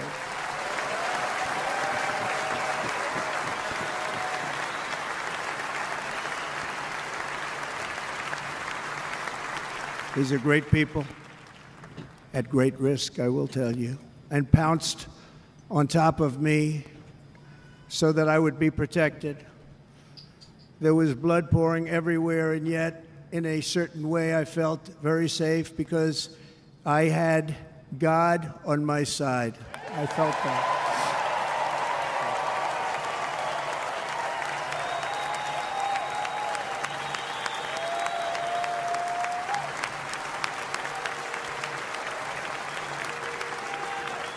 The amazing thing is that prior to the shot, if I had not moved my head at that very last instant, the assassin's bullet would have perfectly hit its mark, and I would not be here tonight. We would not be together. The most incredible aspect of what took place on that terrible evening in the fading sun was actually seen later. In almost all cases, as you probably know, and when even a single bullet is fired, just a single bullet, and we had many bullets that were being fired, crowds run for the exits or stampede, but not in this case. It's very unusual.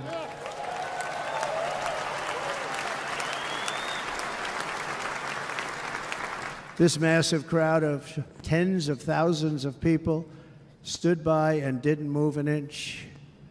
In fact, many of them bravely, but automatically stood up looking for where the sniper would be. They knew immediately it was a sniper.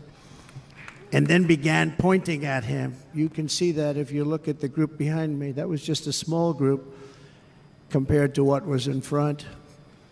Nobody ran, and by not stampeding, many lives were saved. But that isn't the reason that they didn't move. The reason is that they knew I was in very serious trouble. They saw it. They saw me go down. They saw the blood and thought, actually most did, that I was dead. They knew it was a shot to the head. They saw the blood. And there's an interesting statistic. The ears are the bloodiest part. If something happens with the ears, they bleed more than any other part of the body. For whatever reason, the doctors told me that. I said, why is there so much blood? He said, it's the ears. They bleed more. So we learned something, but they just, this beautiful crowd, they didn't want to leave me. They knew I was in trouble. They didn't want to leave me. And you can see that love written all over their faces. Incredible people. They're incredible people. Bullets were flying over us, yet I felt serene. But now the Secret Service agents were putting themselves in peril. They were in very dangerous territory. Bullets were flying right over them, missing them by a very small amount of inches. And then it all stopped.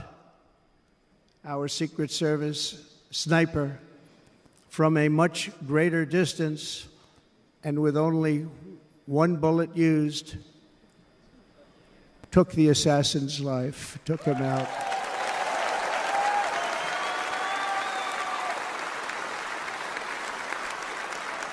I'm not supposed to be here tonight. Not supposed to be here.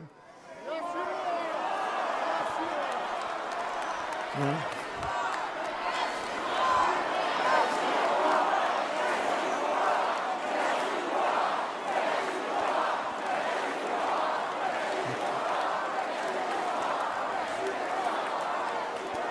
Thank you.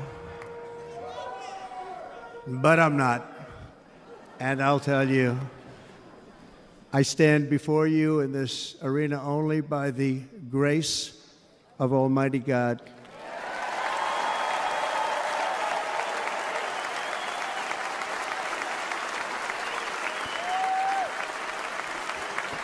In watching the reports over the last few days, many people say it was a providential moment. Probably was. When I rose, surrounded by Secret Service, the crowd was confused because they thought I was dead, and there was great, great sorrow. I could see that on their faces as I looked out. They didn't know I was looking out. They thought it was over. But I could see it, and I wanted to do something to let them know I was okay. I raised my right arm, looked at the thousands and thousands of people that were breathlessly waiting, and started shouting, "Fight, fight, fight."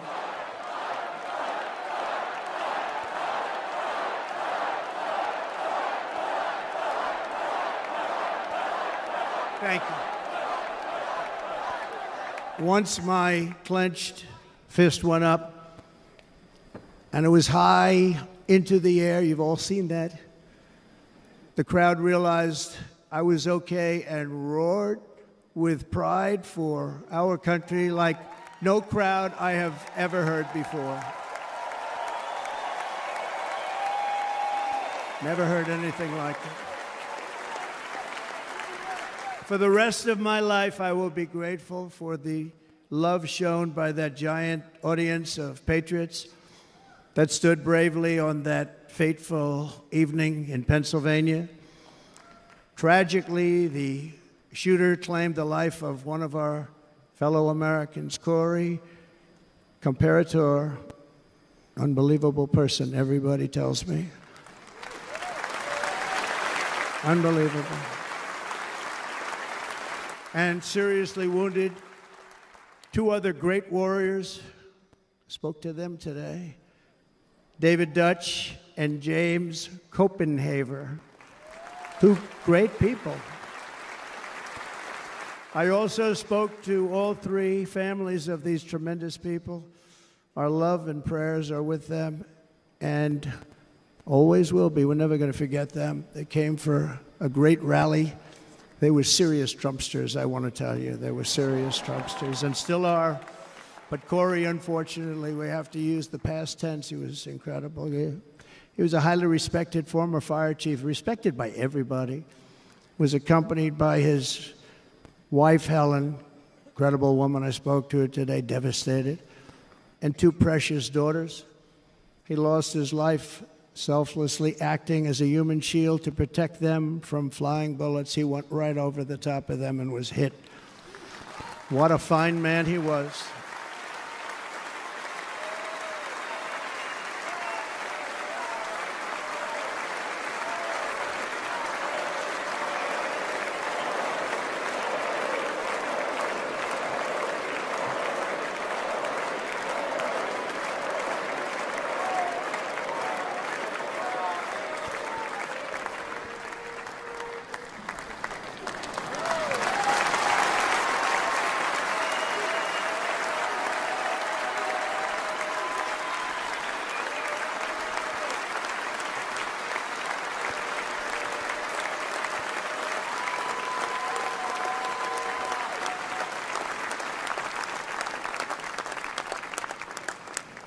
I want to thank the fire department and the family for sending his helmet, his outfit, and it was just something, and they're going to do something very special when they get it. But we did something which cannot match what happened, not even close. But I am very proud to say that over the past few days, we've raised $6.3 million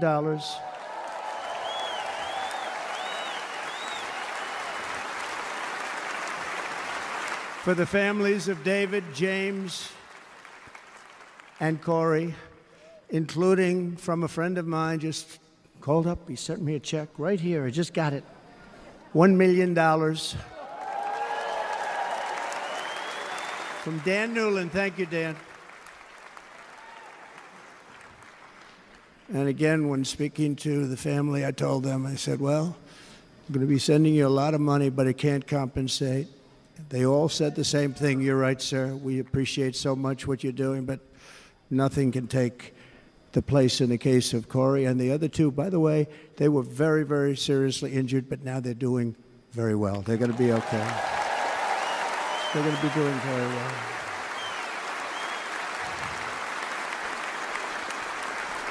They're warriors. So now I ask that we observe a moment of silence in honor of our friend Corey.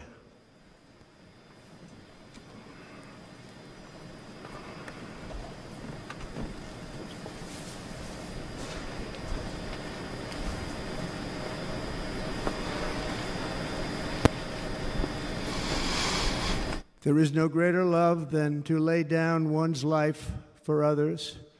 This is the spirit that forged America in her darkest hours, and this is the love that will lead America back to the summit of human achievement and greatness. This is what we need. Despite such a heinous attack, we unite this evening more determined than ever. I am more determined than ever, and so are you. So is everybody in this room.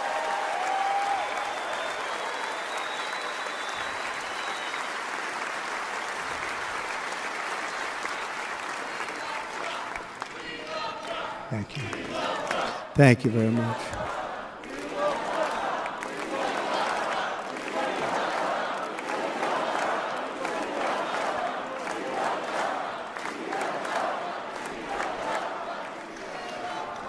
Our resolve is unbroken and our purpose is unchanged to deliver a government that serves the American people better than ever before.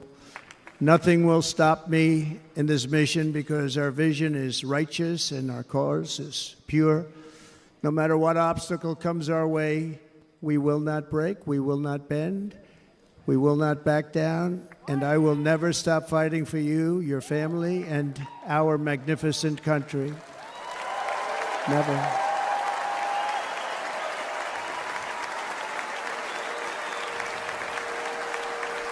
And everything I have to give with all of the energy and fight in my heart and soul, I pledge to our nation tonight. Thank you very much. I pledge that to our nation. I'm going to turn our nation around, and we're going to do it very quickly. Thank you.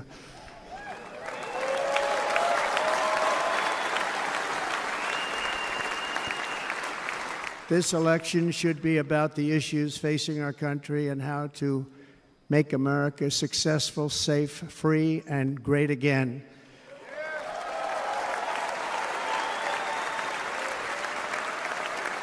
In an age when our politics too often divide us, now is the time to remember that we are all fellow citizens. We are one nation under God, indivisible, with liberty and justice for all.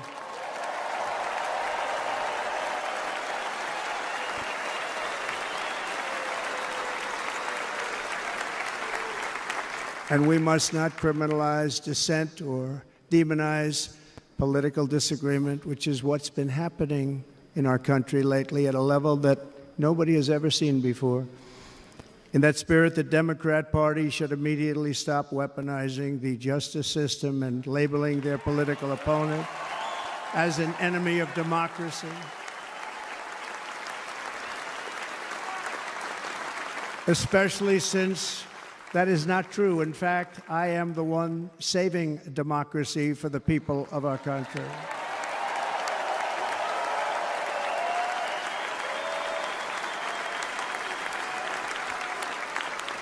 And very big news, as you probably just read, on Monday a major ruling was handed down from a highly respected federal judge in Florida, Eileen Cannon, finding that the prosecutor and the fake documents case against me were totally unconstitutional, and the entire case was thrown out of court.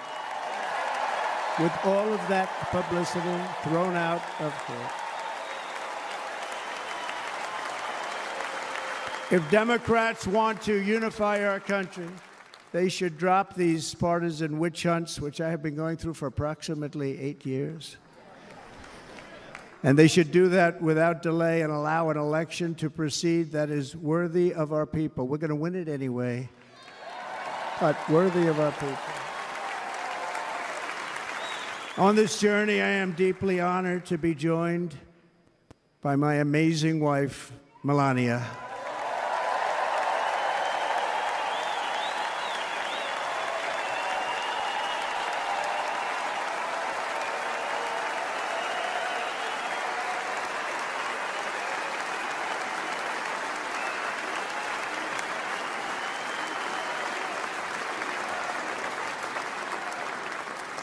And Melania, thank you very much. You also did something really beautiful, a letter to America calling for national unity, and it really took the Republican Party by surprise. I will tell you, it was beautiful. In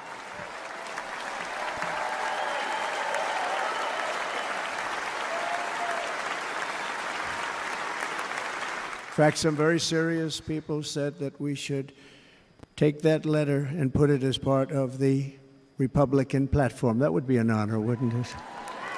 Right, Mr. Congressman? But it captivated so many, so I also want to thank my entire family for being here, Don, Kimberly, Ivanka and Jared, Eric and Lara, Tiffany and Michael, Barron. We love our Barron.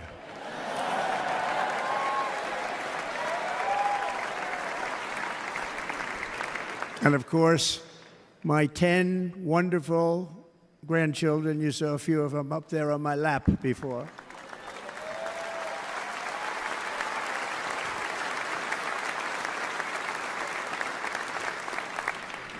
And how good was Dana? Was Dana good? I mean, was he good? He was on probably the only vacation he's had in about, maybe ever, because he works, but about 10 years with his wife, very far away. I won't tell you where, but very, very far away, beautiful place. And my people called, and he said, I won't be able to do it. This is many, many years. I promised my wife I can't do it.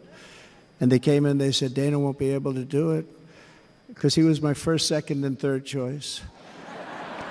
I said, well, that's too bad, but I understand he's away, and it's good. It's good for him. And that was it. About 30 minutes later, she came back in, sir, Dana just called. He's going to do it. And his wife, she said, you can't turn him down. You just can't do it. You have to go. That's a good wife.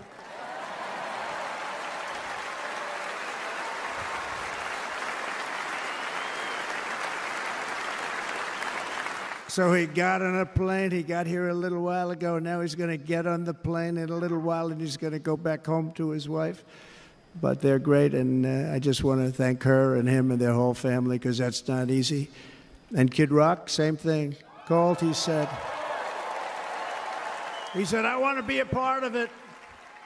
I want to be a part, because, Kid does his great song, Big, Big Monster song. I had no idea. He became a friend of mine over the last 10 years. And he's amazing. Everyone loves him. I didn't even know how big he was. He has rallies, 35,000, 40,000 people he gets every time he goes out. I think he's making so much money, he doesn't know what the hell to do with it. You want to know? And then we have my other friend, and I've known him so long, and we took that song, and it was a big success, but we made that. I saw a chart of great songs to America. That was #1 on the chart recently, #1. So that's Lee Greenwood, very special, beautiful person. He's a beautiful man. But they all wanted to be here. They called. And how about the Hulkster? How good was he? Is he up? Where is he? Boy, oh boy.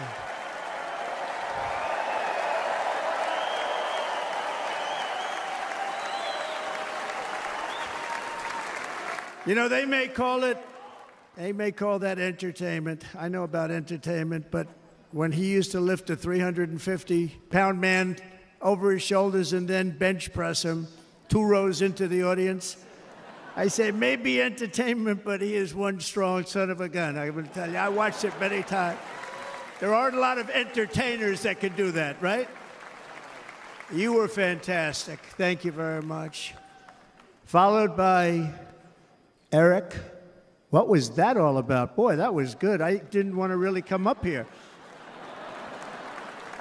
But he was so great, and he's such a good young man. He went through a lot of trouble, and Don last night was incredible. They went through so much trouble. They got subpoenaed more than any people probably in the history of the United States. Every week they get another subpoena from the Democrats, crazy Nancy Pelosi, the whole thing, just boom, boom, boom. They've got to stop that because they're destroying our country. We have to work on making America great again, not on beating people. And we won. We beat them and all. We beat them on the impeachments. We beat them on indictments. We beat them. But the time that you have to spend, if they would devote that genius to helping our country, we'd have a much stronger and better country.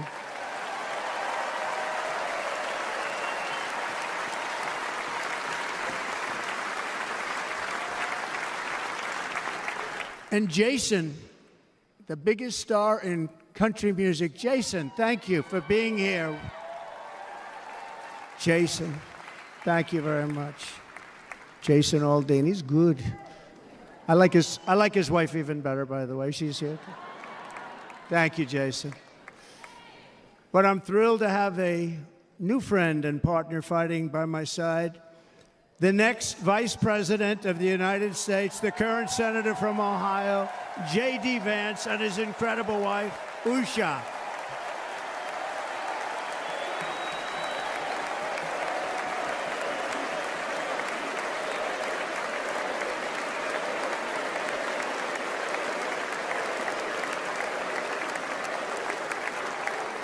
He's going to be a great Vice President. He's going to be great. He'll be with this country and with this movement, greatest movement in the history of our country, Make America Great Again. When they criticize it, they say, we're going to try and stop MAGA. I said, MAGA is Make America Great Again. What are you going to stop? There's nothing to stop. Then they say, oh, that's right. It's very tough to fight it. And all of the people that did try and fight it have failed. But he's going to be with us for a long time, and it was an honor to select him. Great, great student at Yale. His wife was a great student at Yale. They met at Yale. These are two smart people. So, J.D., you're going to be doing this for a long time. Enjoy the ride.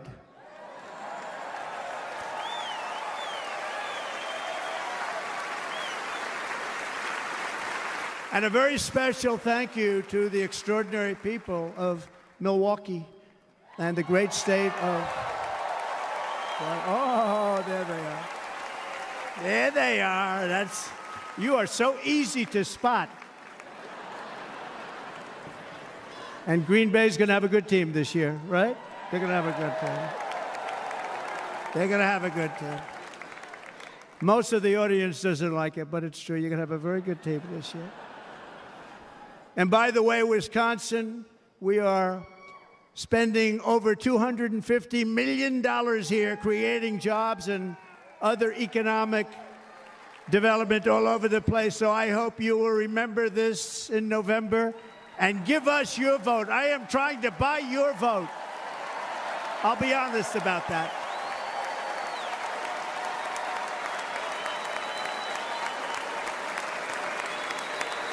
And I promise we will make Wisconsin great again. We're going to make it.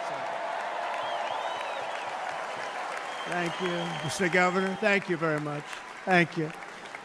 I'm here tonight to lay out a vision for the whole nation.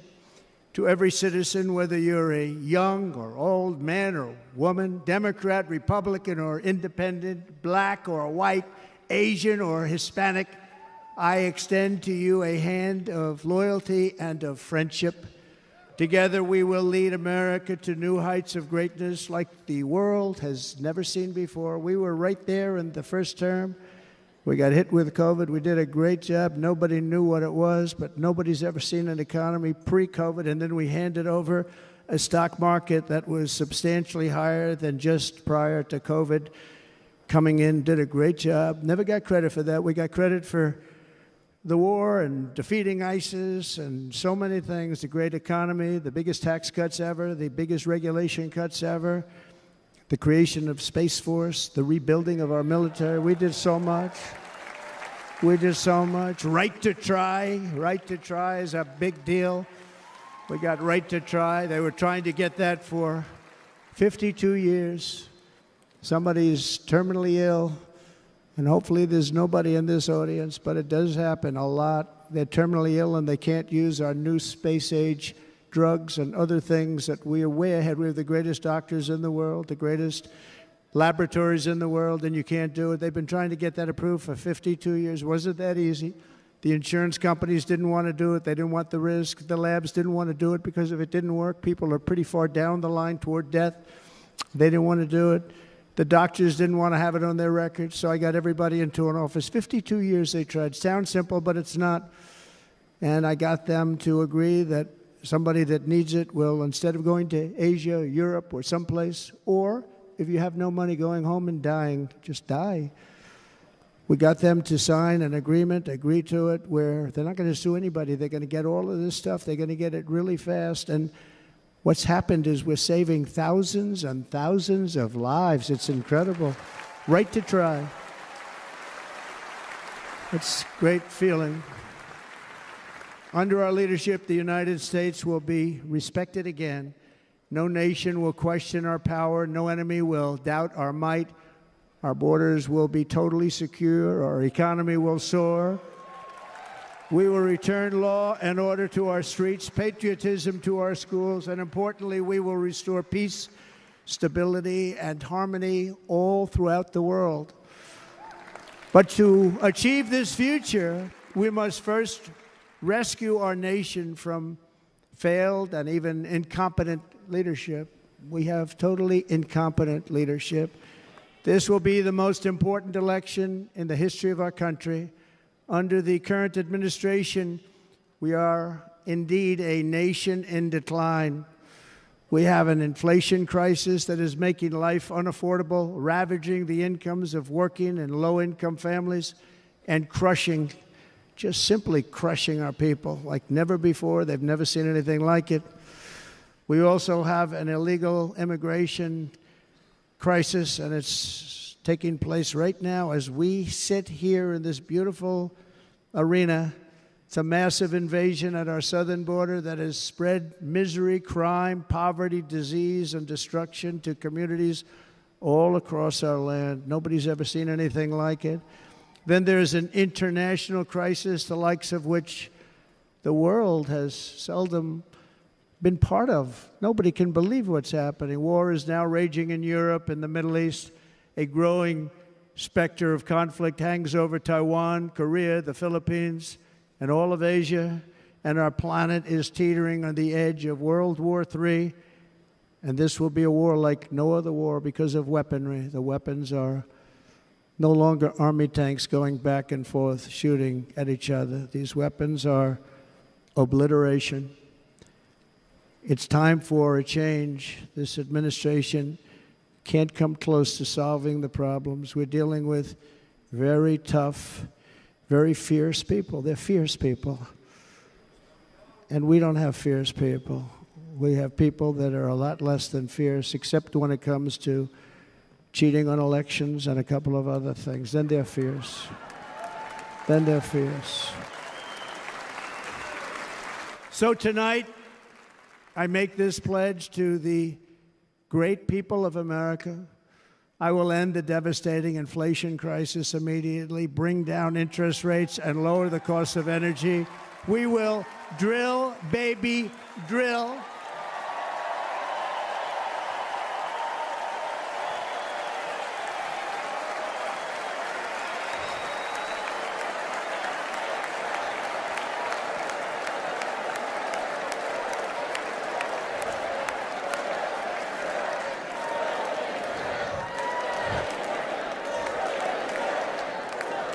Can you believe what they're doing? But by doing that, we will lead a large-scale decline in prices. Prices will start to come down. Energy raised it. They took our energy policies and destroyed them. Then they immediately went back to them, but by that time, so much was lost. But we will do it at levels that nobody's ever seen before, and we'll end lots of different things. We'll start paying off debt and start lowering taxes even further. We gave you the largest tax cut. We'll do it more. You know, people don't realize I brought taxes way down, way down, and yet we took in more revenues the following year than we did when the tax rate was much higher. Most people said, how did you do that? Because it was incentive. Everybody was coming to the country. They were bringing back billions and billions of dollars into our country. The companies made it impossible to bring it back. The tax rate was too high, and the legal complications were far too great. I changed both of them, and hundreds of billions of dollars by Apple and so many other companies were brought back into our nation, and we had an economy the likes of which no nation had ever seen. China, we were beating them at levels that were incredible. And they know it. They know it. We'll do it again, but we'll do it even better. I will end the illegal immigration crisis by closing our border and finishing the wall, most of which I've already built.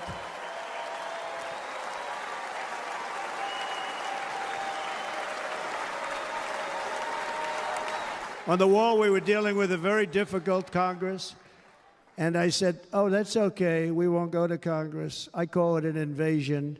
We gave our military almost $800 billion.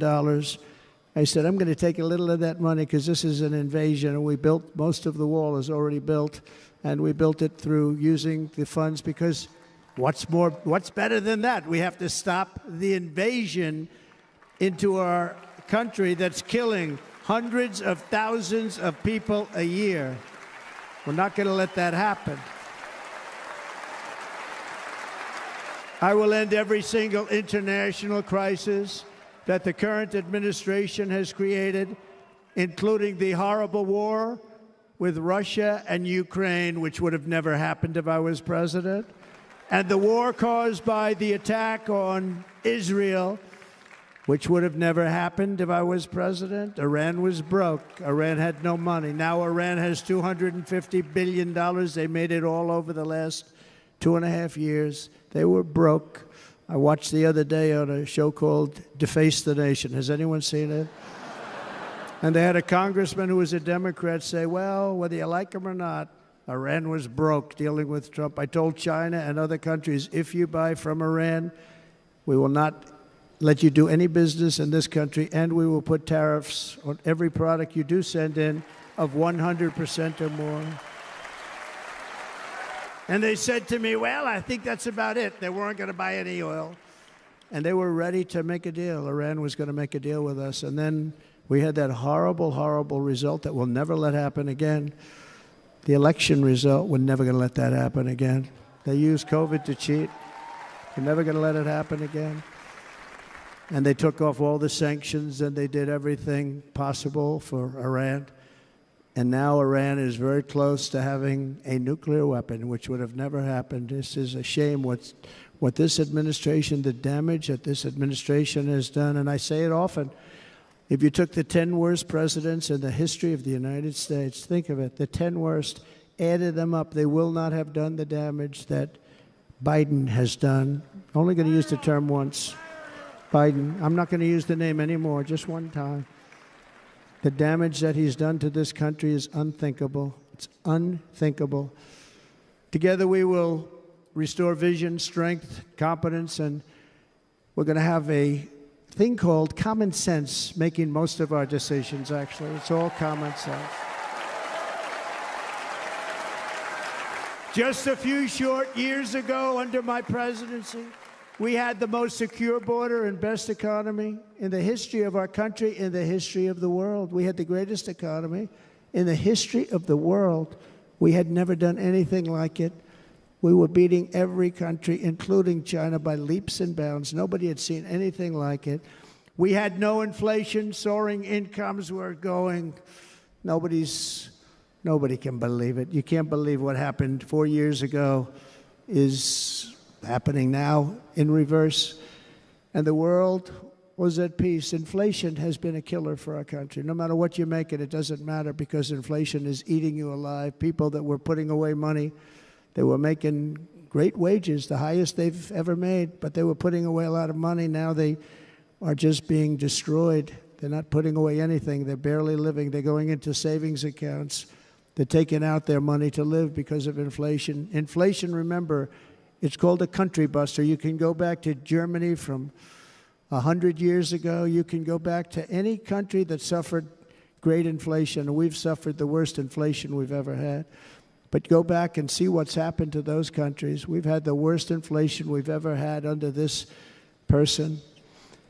But in less than 4 years, our opponents have turned incredible success into unparalleled tragedy and failure. It's been a tremendous failure. Today, our cities are flooded with illegal aliens. Americans are being squeezed out of the labor force and their jobs are taken.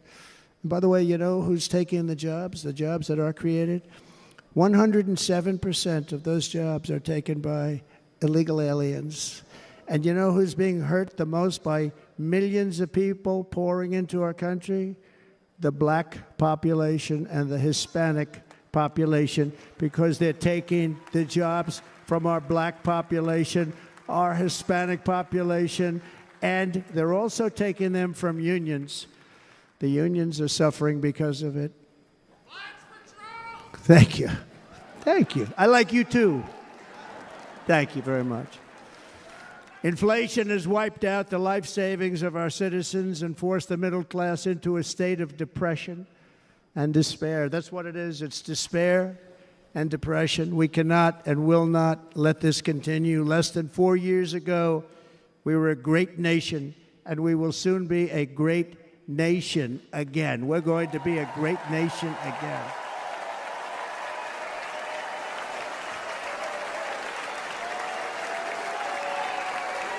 Thank you. With proper leadership, every disaster we are now enduring will be fixed, and it will be fixed very, very quickly. So tonight, whether you've supported me in the past or not, I hope you will support me in the future, because I will bring back the American dream. That's what we're going to do. You don't even hear about the American dream anymore. With great humility, I am asking you to be excited about the future of our country. Be excited. Be excited.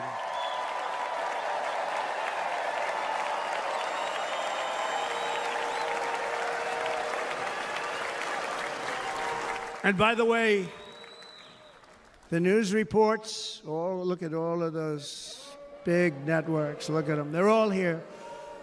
But every one of them has said this could be the most organized, best run, and most enthusiastic convention of either party that they've ever seen. Every single one.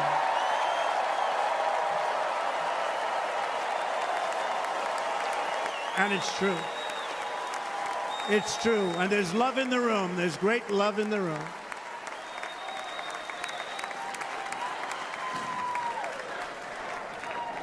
So I better finish strong. Otherwise, we'll blow it, and we can't let that happen. Now, this was great. All of the great people that spoke, and everybody hit a home run. I mean, there's not one that I can think of where I said, oh, gee, that wasn't great. Every single person. I refuse to be the only one. Don't do that to me. They're already getting ready. See, I gave them an idea. Now, this was a great convention. This was, I think we're actually going to go home and miss it. You know, usually with a first of all, look at these crowds. You'd never have this at a convention. Look at these crowds.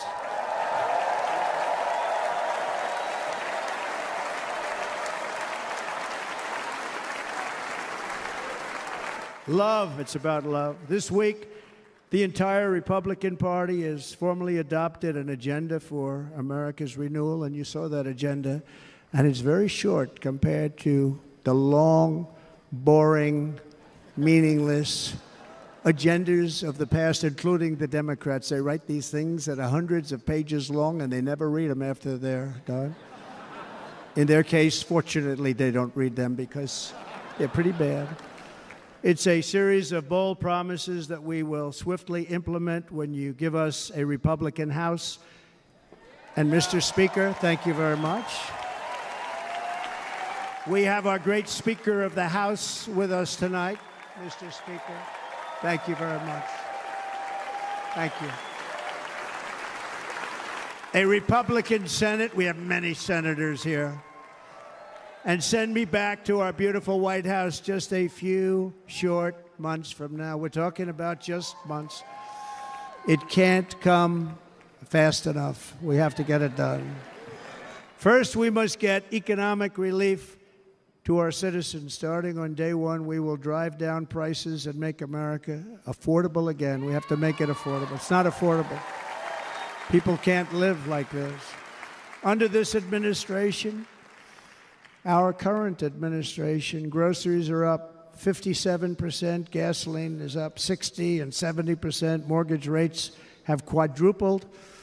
And the fact is, it doesn't matter what they are because you can't get the money anyway. You can't buy houses. Young people can't get any financing to buy a house. The total household costs have increased an average of $28,000 per family under this administration.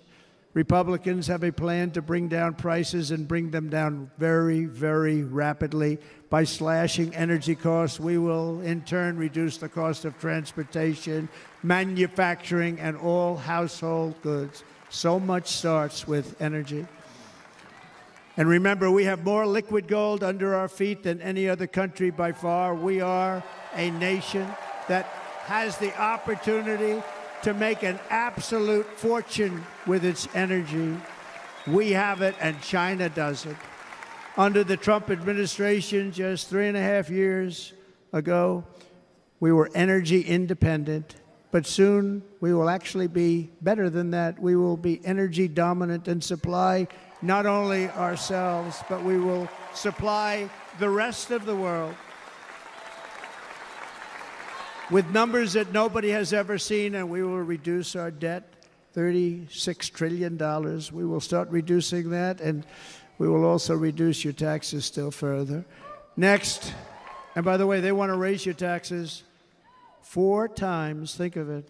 And all my life I grew up watching politicians. I always loved politics, I guess. I was on the other side.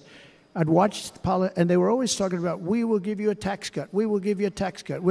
My whole life I was watching, I will give you a tax cut, right, Mr. Congressman? That's all they talked about.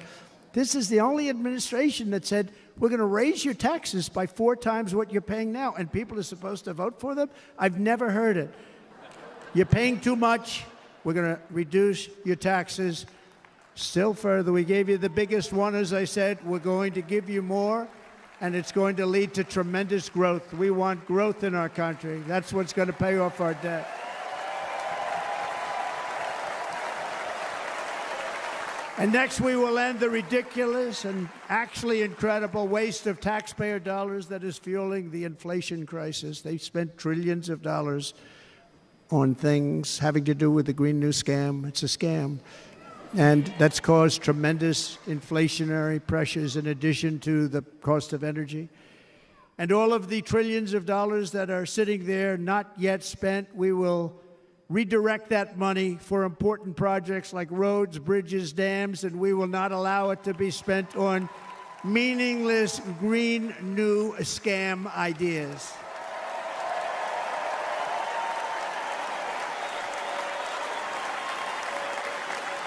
And I will end the electric vehicle mandate on day 1.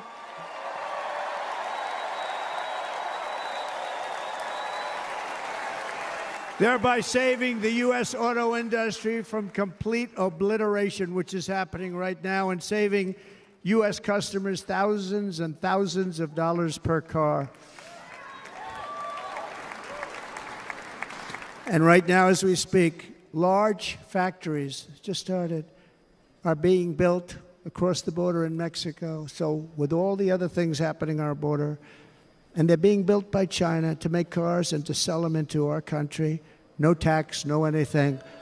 The United Auto Workers ought to be ashamed for allowing this to happen. And the leader of the United Auto Workers should be fired immediately. And every single auto worker, union and non-union, should be voting for Donald Trump, because we're going to bring back car manufacturing, and we're going to bring it back fast.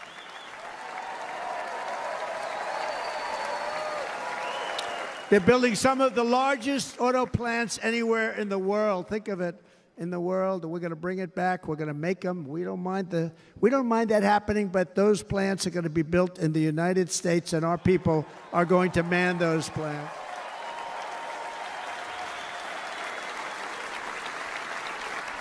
And if they don't agree with us, we'll put a tariff of approximately 100 to 200% on each car, and they will be unsellable in the United States. We have long been taken advantage of by other countries. And think of it, oftentimes these other countries are considered so-called allies. They've taken advantage of us for years. We lose jobs, we lose revenue, and they gain everything and wipe out our businesses, wipe out our people. I stopped it for 4 years. I stopped it, and we're really ready to make changes like nobody had seen before. And remember, USMCA, I got rid of NAFTA, the worst trade deal ever made, and replaced it with USMCA, which is, they say, the best trade deal ever made. Actually, probably the best trade deal was the deal I made with China, where they buy $50 billion worth of our product. They were buying nothing. They buy $50 billion worth. They had to. But I don't even talk about it because of COVID. I don't even mention it, frankly, because of what happened with the China virus.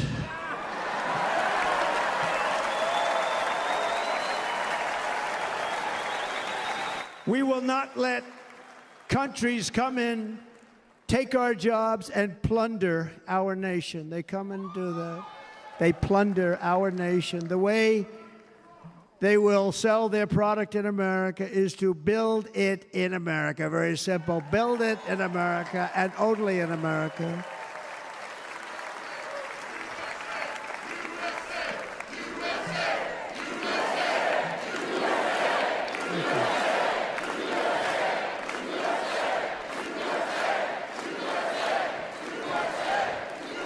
And this very simple formula, and Congress has to go along with us, and they will.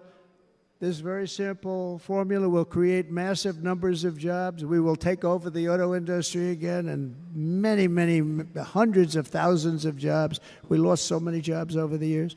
If you go back 20, 25 years, they've stolen, going to China and Mexico, about 68% of our auto industry manufacturing jobs. We're going to get them all back. We're going to get them all back, every one of them. At the center of our plan for economic relief are massive tax cuts for workers that include something else that's turned out to be very popular, actually. Here it's very popular, in this building and all those hotels that I saw that are so nice. I'm staying in a nice one. It's called no tax on tips. No tax on tips. No tax on tips.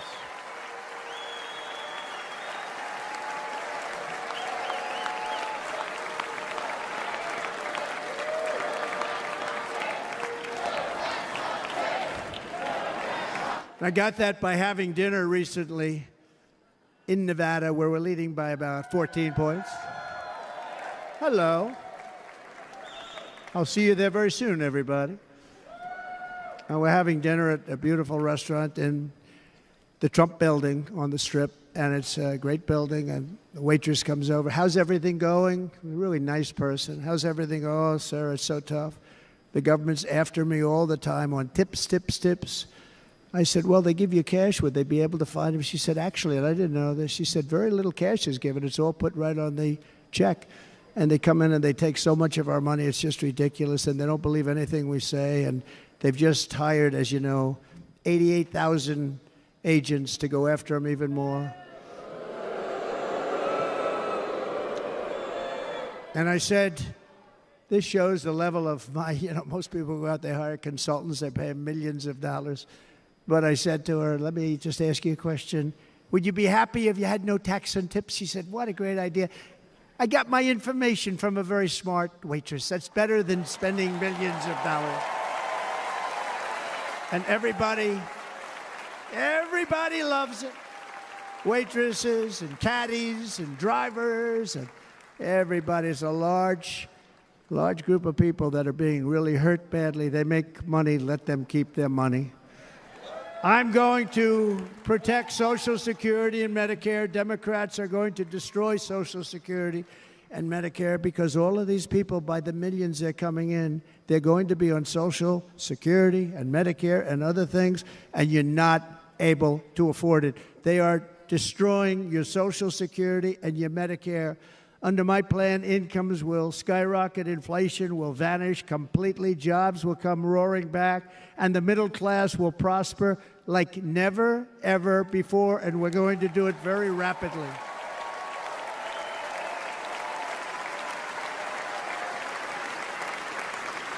But no hope or dream we have for America can succeed unless we stop the illegal immigrant invasion, the worst that's ever been seen anywhere in the world. There's never been an invasion like this anywhere. Third world countries would fight with sticks and stones not to let this happen. The invasion at our southern border, we will stop it, and we will stop it quickly. You heard Tom Homan yesterday. Tom Homan, put him in charge and just sit back and watch. Brandon Judd of Border Patrol, he's incredible. These guys, you know, they really, their job is a lot easier if they don't have to do anything, but they want to. They're patriots. Brandon Judd, Border Patrol, ICE. ICE goes out. You have to see what ICE does with MS-13. You have these are probably the worst gang, and ICE goes in there. And I know a lot of people in these rows here, and they're very tough people, but they don't want to do this job. They'll go into a pack of MS-13 killers. They're the worst, probably the worst gangs in the world.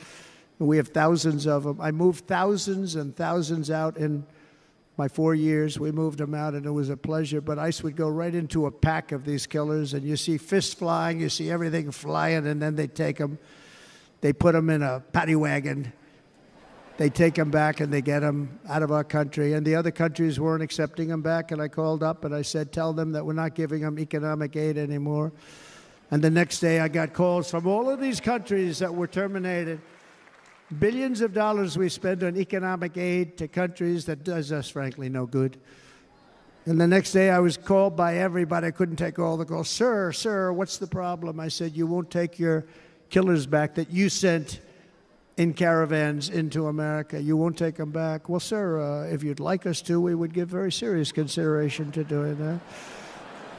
And within 24 hours, they were being taken back. For years and years, when I first came in, they said President Obama tried to get him to go back, and they wouldn't accept him. They'd put planes on the runway so you couldn't leave the plane. They'd close the road so you couldn't take the buses. They'd all have to turn back.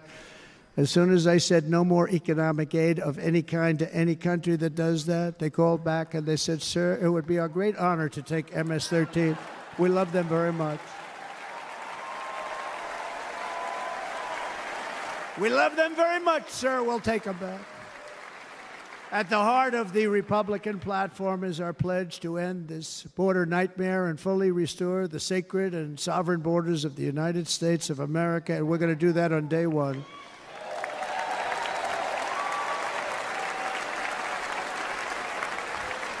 That means two things on day one, right? Drill, baby, drill, and close our borders.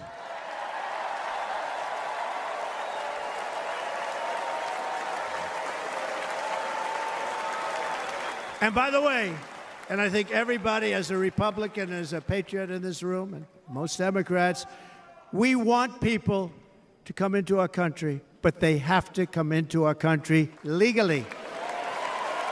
Legally. Less than 4 years ago, I handed this administration the strongest border in American history. But you can see on the chart that saved my life, that was the chart that saved my life. I said, look it, I'm so proud of it. I think it's one of the greatest, it was done by the Border Patrol, one of the greatest charts I've ever seen. It showed everything just like that. You know the chart. Oh, there it is. That's pretty good. Wow. Last time I put up that chart, I never really got to look at it.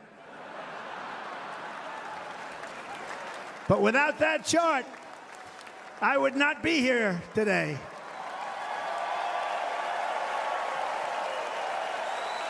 Never got to look at it.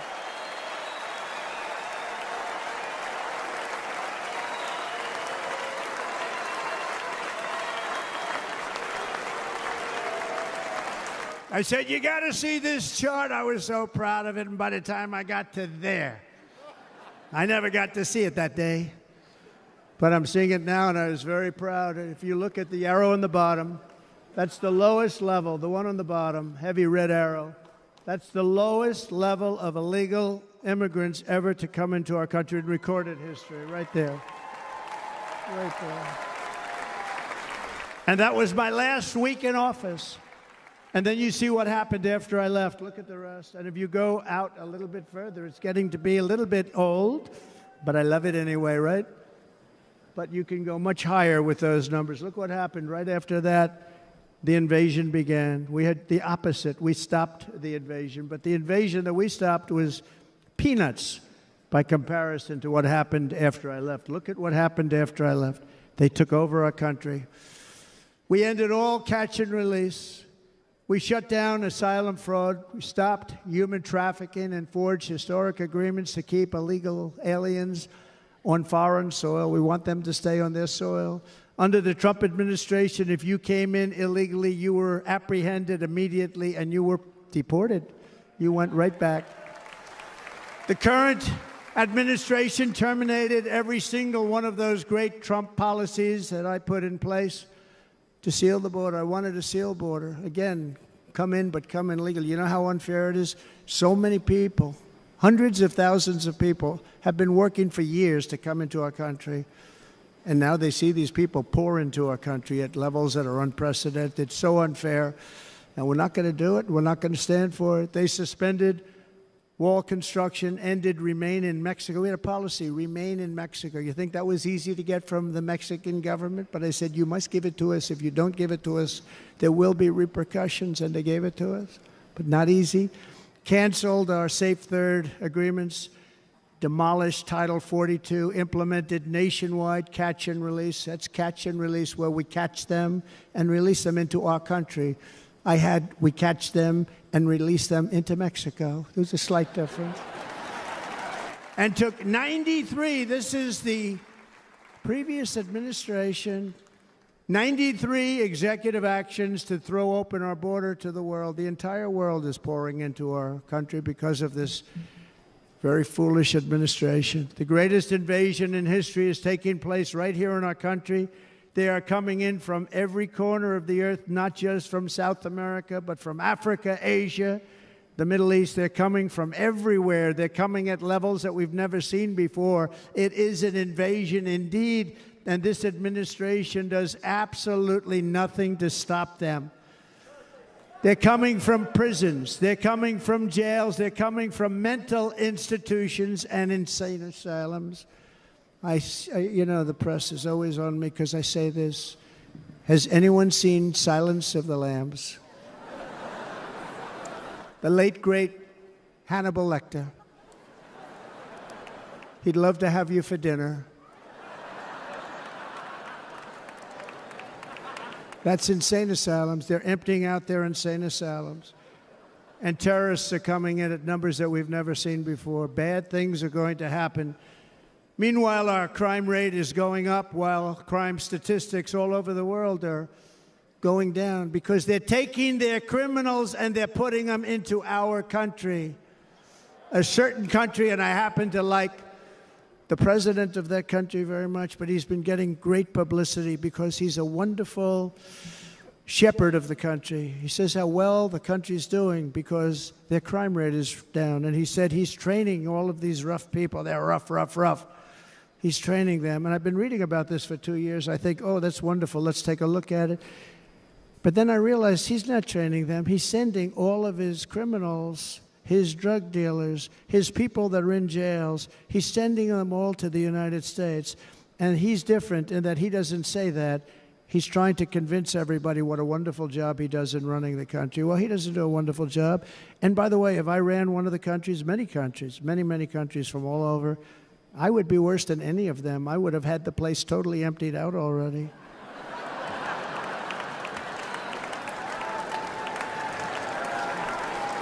But we become a dumping ground for the rest of the world, which is laughing at us. They think we're stupid.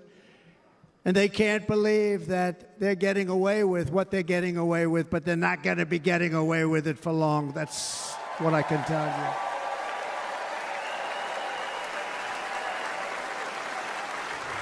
In Venezuela, Caracas, high crime. Caracas, Venezuela. Really a dangerous place, but not anymore. Because in Venezuela, crime is down 72%. In fact, if they would ever win this election, I hate to even say that, we will have our next Republican convention in Venezuela because it will be safe. Our cities will be so unsafe, we won't be able We will not be able to have it there. In El Salvador, murders are down by 70%. Why are they down? Now, he would have you convinced that because he's trained murderers to be wonderful people. No. They're down because they're sending their murderers to the United States of America. This is going to be very bad. And bad things are going to happen, and you're seeing it happen all the time. That's why, to keep our families safe, the Republican platform promises to launch the largest deportation operation in the history of our country.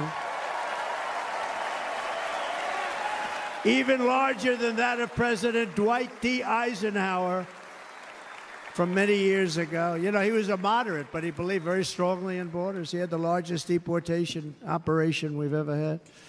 Just recently, I spoke to the grieving mother of Jocelyn Nungary, a wonderful woman, a precious 12-year-old girl from Houston who last month was tied up, assaulted, and strangled to death after walking to the convenience store just a block away from her house.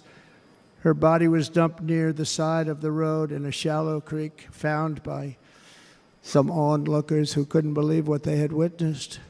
Charged with Jocelyn's heinous murder are 2 illegal aliens from Venezuela who came across our border, were in custody, and were then released into the country by this horrible, horrible administration that we have right now. I also met recently with the heartbroken mother and sister of Rachel Morin. Rachel was a 37-year-old mom of 5 beautiful children who was brutally raped and murdered while out on a run. She wanted to keep herself in good shape. It was very important to her. She was murdered.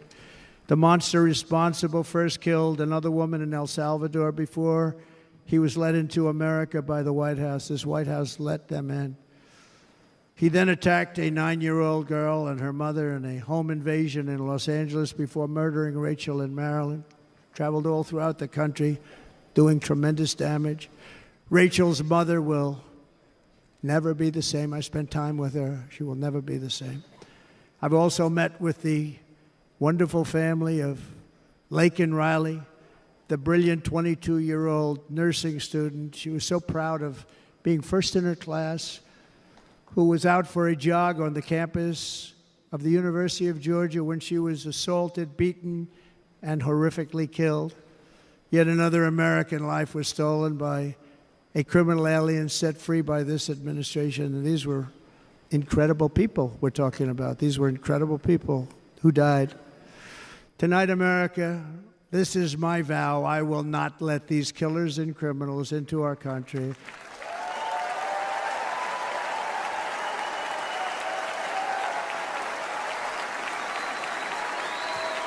I will keep our sons and daughters safe. As we bring security to our streets, we will help bring stability to the world. I was the first president in modern times to start no new wars. You know, we were the toughest, we were the most respected. And you saw this. Hungry, strong country, run by a very powerful, tough leader. Tough guy. Press doesn't like him because he's tough. And he came out recently. They were asking him at an interview, the whole world is exploding. What's happening? What's going on? Viktor Orban, Prime Minister of Hungary, very tough man. He said, I don't want people coming into my country and blowing up our shopping centers and killing people. But they said to him, tell us what's going wrong, what's happening, what is it? He said, there's only one way you're going to solve it. You got to bring President Trump back to the United States because he kept everybody at bay. He used a word I wouldn't use because I can't use that word, because you'd say it was braggadocious. The press would say he was a braggart. I'm not a braggart. But Viktor Orban said it. He said Russia was afraid of him. China was afraid of him. Everybody was afraid of him. Nothing was going to happen. The whole world was at peace. And now the world is blowing up around us. All of these things that you read about were not going to happen. Under President Bush, Russia invaded Georgia. Under President Obama, Russia took Crimea. Under the current administration, Russia is after all of Ukraine. Under President Trump, Russia took nothing.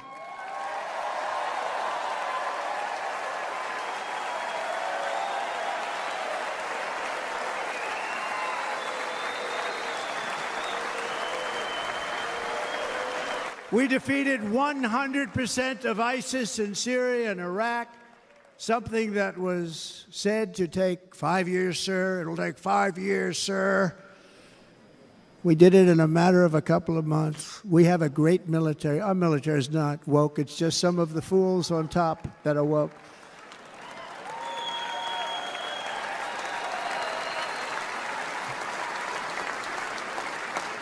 I got along very well. North Korea, Kim Jong-un, I got along very well with him. The press hated when I said that. How could you get along with him? Well, you know, it's nice to get along with somebody who has a lot of nuclear weapons or otherwise, isn't it?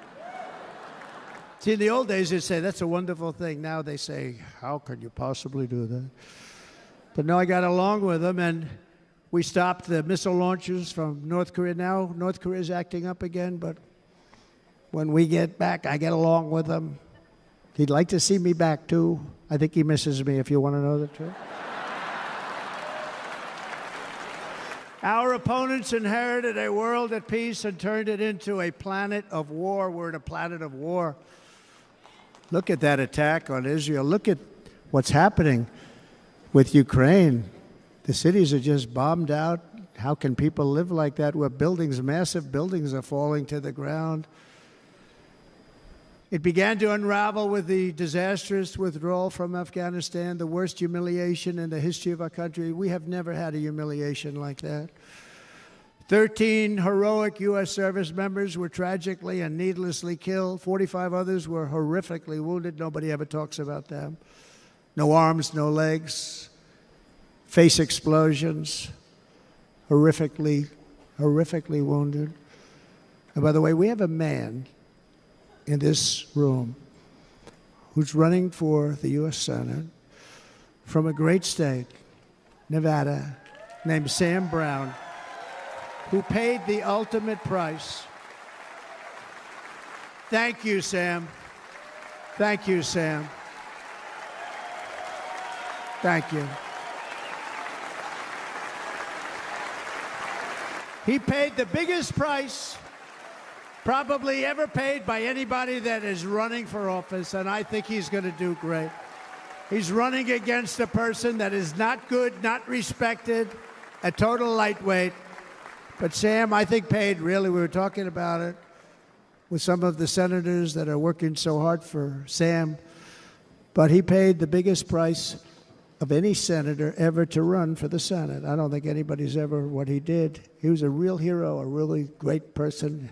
And he's running, and I hope that everybody gets out and votes for Sam Brown.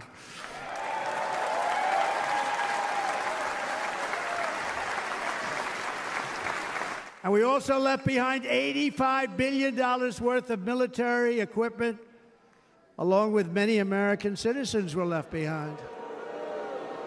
Many American citizens, emboldened by that disaster. Russia invaded Ukraine. They saw this group of people that were incompetent. We took the soldiers out first. No, we're going to take the soldiers out second. If they would have followed my plan, we had a great plan. But the plan only kicked in if they did everything perfectly, and they weren't doing things perfectly, so we said it doesn't kick in. You know, 18 months in Afghanistan, we didn't have one, so they were killing them left and right, snipers. And I spoke to the head of the Taliban. You've heard this story. Abdul, still there, still the head of the Taliban. The press got on me, why would you speak to him? I said, because that's where the killing is. I don't have to speak to somebody that has nothing to do with it. And I told him, don't ever do that. Don't ever do that again. Don't ever do that again. You've got to stop. Because during the Obama administration, many great people and soldiers, but a lot of soldiers were being killed from long distance. I said, if you keep doing that, you're going to be hit harder than anybody's ever been hit by a country before.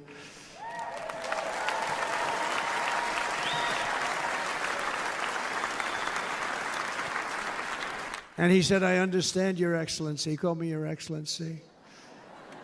I wonder if he calls the other guy Your Excellency. I doubt it. The other guy gave him everything. I mean, what kind of a deal was that? He walked out, gave him everything. Do you know that right now Afghanistan is one of the largest sellers of weapons in the world? They're selling the brand new, beautiful weapons that we gave them. But think of it. He actually said to me, but why do you show me a picture of my home? I said, you'll have to ask your people or one of your wives. But he could figure it out. And for 18 months, we had not one attack on an American soldier by the Taliban. 18 months.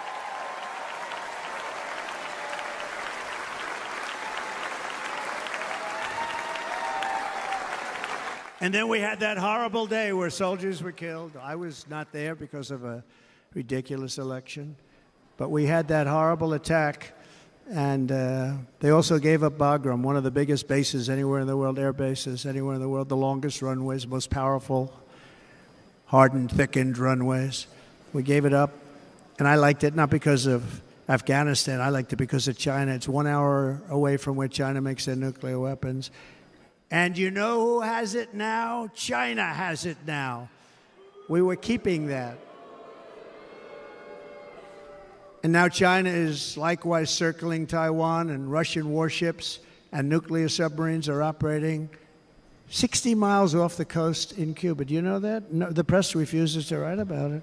If that were me running this country and we had nuclear submarines in Cuba, I will tell you that the headlines every day would be, what's wrong with our president? You don't even hear this. You're not hearing about this. Russia has nuclear submarines and warships 60 miles away, Mr. Congressman, from Miami, by the way, happens to be here. Correct? In Cuba. And that would not be stood for if it were somebody else. They don't want to mention it, but now maybe they will. And the entire world, I tell you this, we want our hostages back, and they better be back before I assume office, or you will be paying a very big price.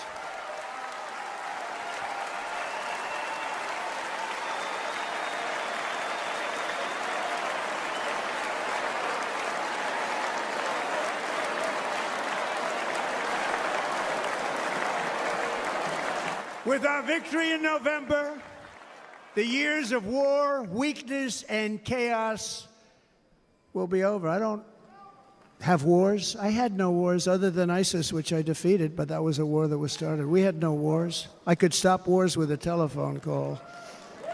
I could stop wars with just a telephone call. If properly stated, it would never start. We will replenish our military and build an Iron Dome missile defense system to ensure that no enemy can strike our homeland. And this great Iron Dome will be built entirely in the USA. We're going to build it in the USA. And Wisconsin, just like I gave you that massive ship contract, and you're doing a very nice job, Governor, right? Thank you, Governor. And they're doing a great job. In fact, I had a little design change, and we gave them a tremendous for essentially what we used to call destroyers. These are now the most beautiful. They look like yachts. I said, we have to take the bow, and we have to make it a little nicer and a little point at the top instead of a flat nose. And the people at the shipyard said, this guy sort of knows what he's doing. We have most beautiful ships, right, Governor? And everybody's sitting over there. And it was a big contract that everybody wanted. I gave it to Wisconsin, but we're going to have a lot of that built right here in the state of Wisconsin and all other states. Israel has an Iron Dome. They have a missile defense system. 342 missiles were shot into Israel, and only one got through a little bit. It was badly wounded. It fell to the ground, but most of them are. And Ronald Reagan wanted this many years ago, but we really didn't have the technology many years ago. Remember, they called it Starship, spaceship, anything to mock him. But he was a very good president, very, very good. But now we have unbelievable technology. And why should other countries have this and we don't? No, we're going to build an iron dome over our country, and we're going to be sure that nothing can come and harm our people. And again, from an economic development standpoint, we're going to make it all right here. No more sending it out to other countries in order to help. It's America first. America first. We will unleash the power of American innovation.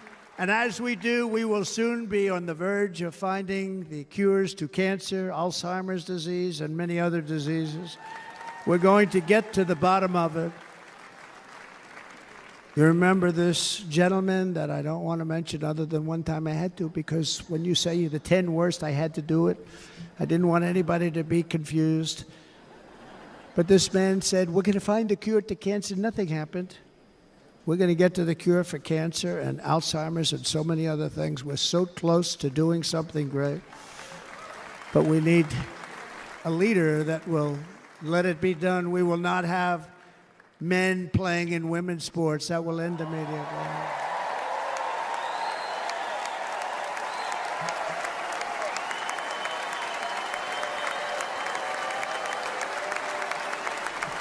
And we will restore and renovate our nation's once great cities, making them safe, clean, and beautiful again. And that includes our nation's capital, which is a horrible killing field. So many things. They leave from Wisconsin, they go to look at the Washington Monument, they end up getting stabbed, killed, or shot. We will be very soon very proud of our capital, again, Washington, D.C.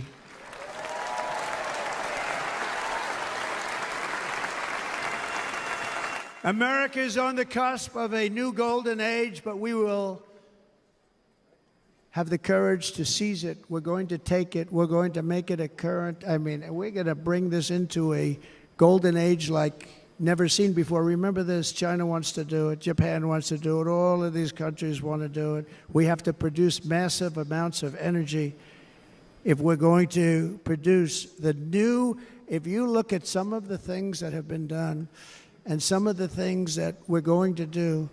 But AI needs literally twice the electricity that's available now in our country. Can you imagine? But instead, we're spending places where they recharge electric cars. They built 8 chargers at a certain location toward the Midwest. 8 chargers for $9 billion. Think of them as a tank for filling up your gas. Think of it. They spent $9 billion on 8 chargers, 3 of which didn't work. And if you were going to do this all over our country, this crazy electric mandate, if you're going to do this all, and by the way, I'm all for electric. They have their application. But if somebody wants to buy a gas-powered car, gasoline-powered car, or a hybrid, they're going to be able to do it. And we're going to make that change on day 1.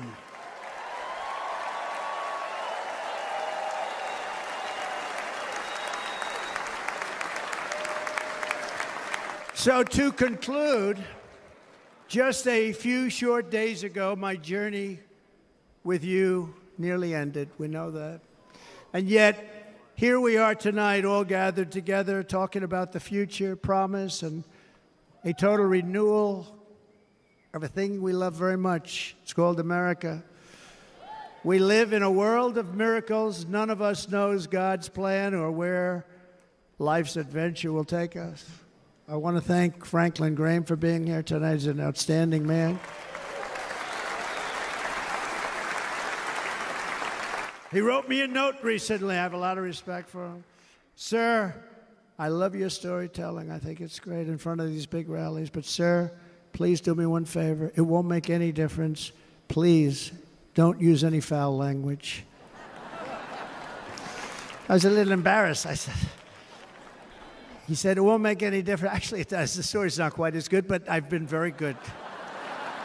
The story is not quite as good, to be honest. I've got to have a little talk with Franklin, but he was great. He's a great gentleman. His father was so incredible, Billy Graham. My father used to love taking me to see Billy Graham. My father would take me to see Billy Graham at Yankee Stadium. He had the biggest rallies you've ever seen. He was a good rally guy, too. But he'd get up, and he was a fantastic guy. My father loved Billy Graham. But I love Franklin Graham. I think Franklin's been fantastic, and I'm working so hard to adhere to his note to me. I'm working hard on it, Franklin. But if the events of last Saturday make anything clear, it is that every single moment we have on earth is a gift from God.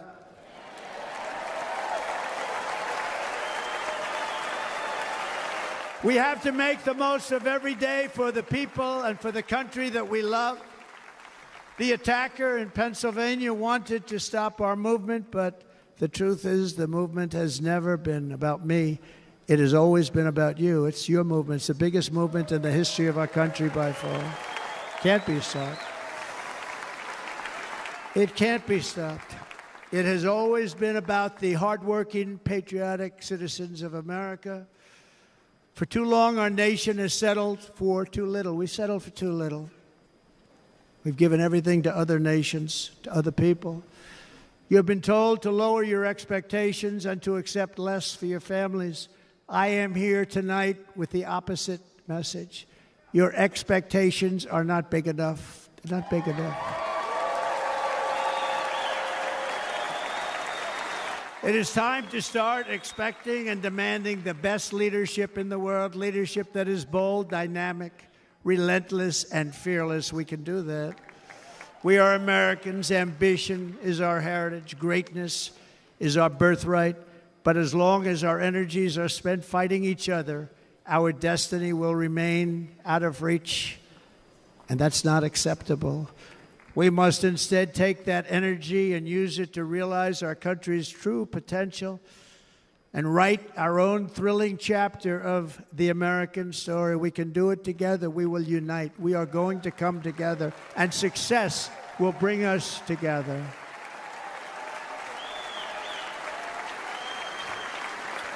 It is a story of love, sacrifice, and so many other things. And remember the word, devotion. It's unmatched devotion. Our American ancestors crossed the Delaware, survived the icy winter at Valley Forge, and defeated a mighty empire to establish our cherished republic. They fought so hard, they lost so many. They pushed thousands and thousands of miles across a dangerous frontier, taming the wilderness to build a life and a magnificent home for their family. They packed their families into covered wagons, trekked across hazardous trails, scaled towering mountains, and braved rivers and rapids to stake their claim on the wide-open, new, and very beautiful frontier. When our way of life was threatened, American patriots marched onto the battlefield, raced into enemy strongholds, and stared down death and stared down those enemies to keep alive the flame of freedom. At Yorktown, Gettysburg, and Midway, they joined the roll call of immortal heroes. So many just so many heroes, so many great, great people. And we have to cherish those people. We can't forget those people. We have to cherish those people.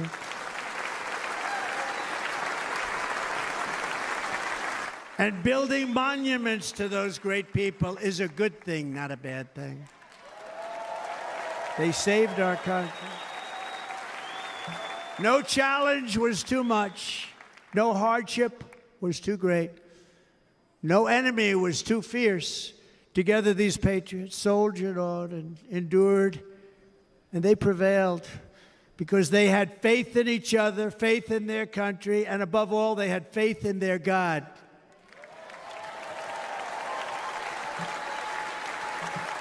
Just like our ancestors, we must now come together, rise above past differences. Any disagreements have to be put aside and go forward, united as one people, one nation, pledging allegiance to one great, beautiful, I think it's so beautiful, American flag. Tonight I ask for your partnership, for your support, and I am humbly asking for your vote. I want your vote. It's going to make our country great again. Every day I will strive to honor the trust you have placed in me, and I will never, ever let you down. I promise that. I will never let you down. To all of the forgotten men and women who have been neglected, abandoned, and left behind, you will be forgotten no longer. We will press forward, and together we will win, win, win.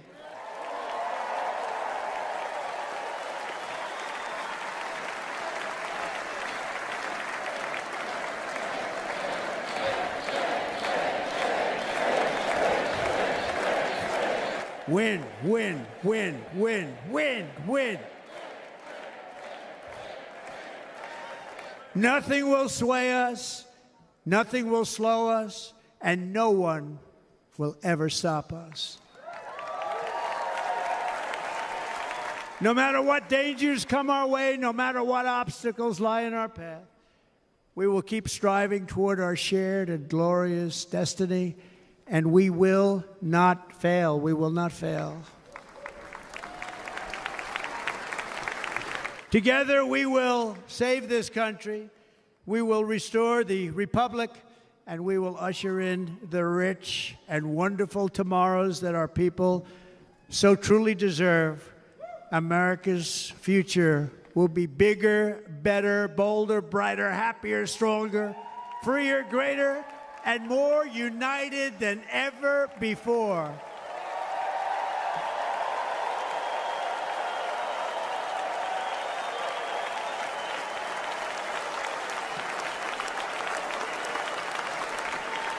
And quite simply put, we will very quickly make America great again. Thank you very much. Thank you very much. Wisconsin, God bless you. God bless you, Wisconsin, and God bless the United States of America, our great country. Thank you very much, everybody. Thank you.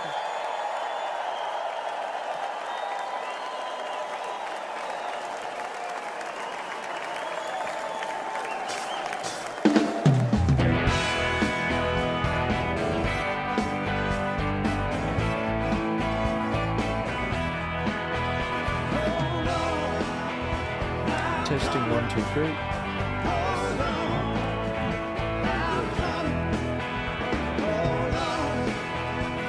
We're going to see him dance. Okay, there you go. Very good. He endorses my pillow.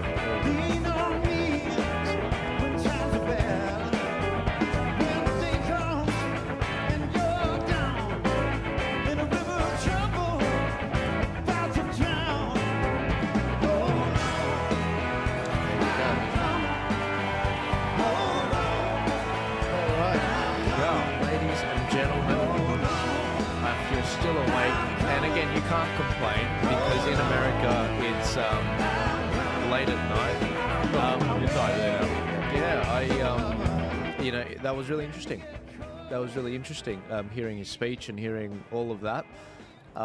We're just going to leave that on the screen now. But I mean, what did you guys have any thoughts about his speech? Generally speaking, we'll keep that up just so we can see. I think initially he did a very good job of making it emotional. Like.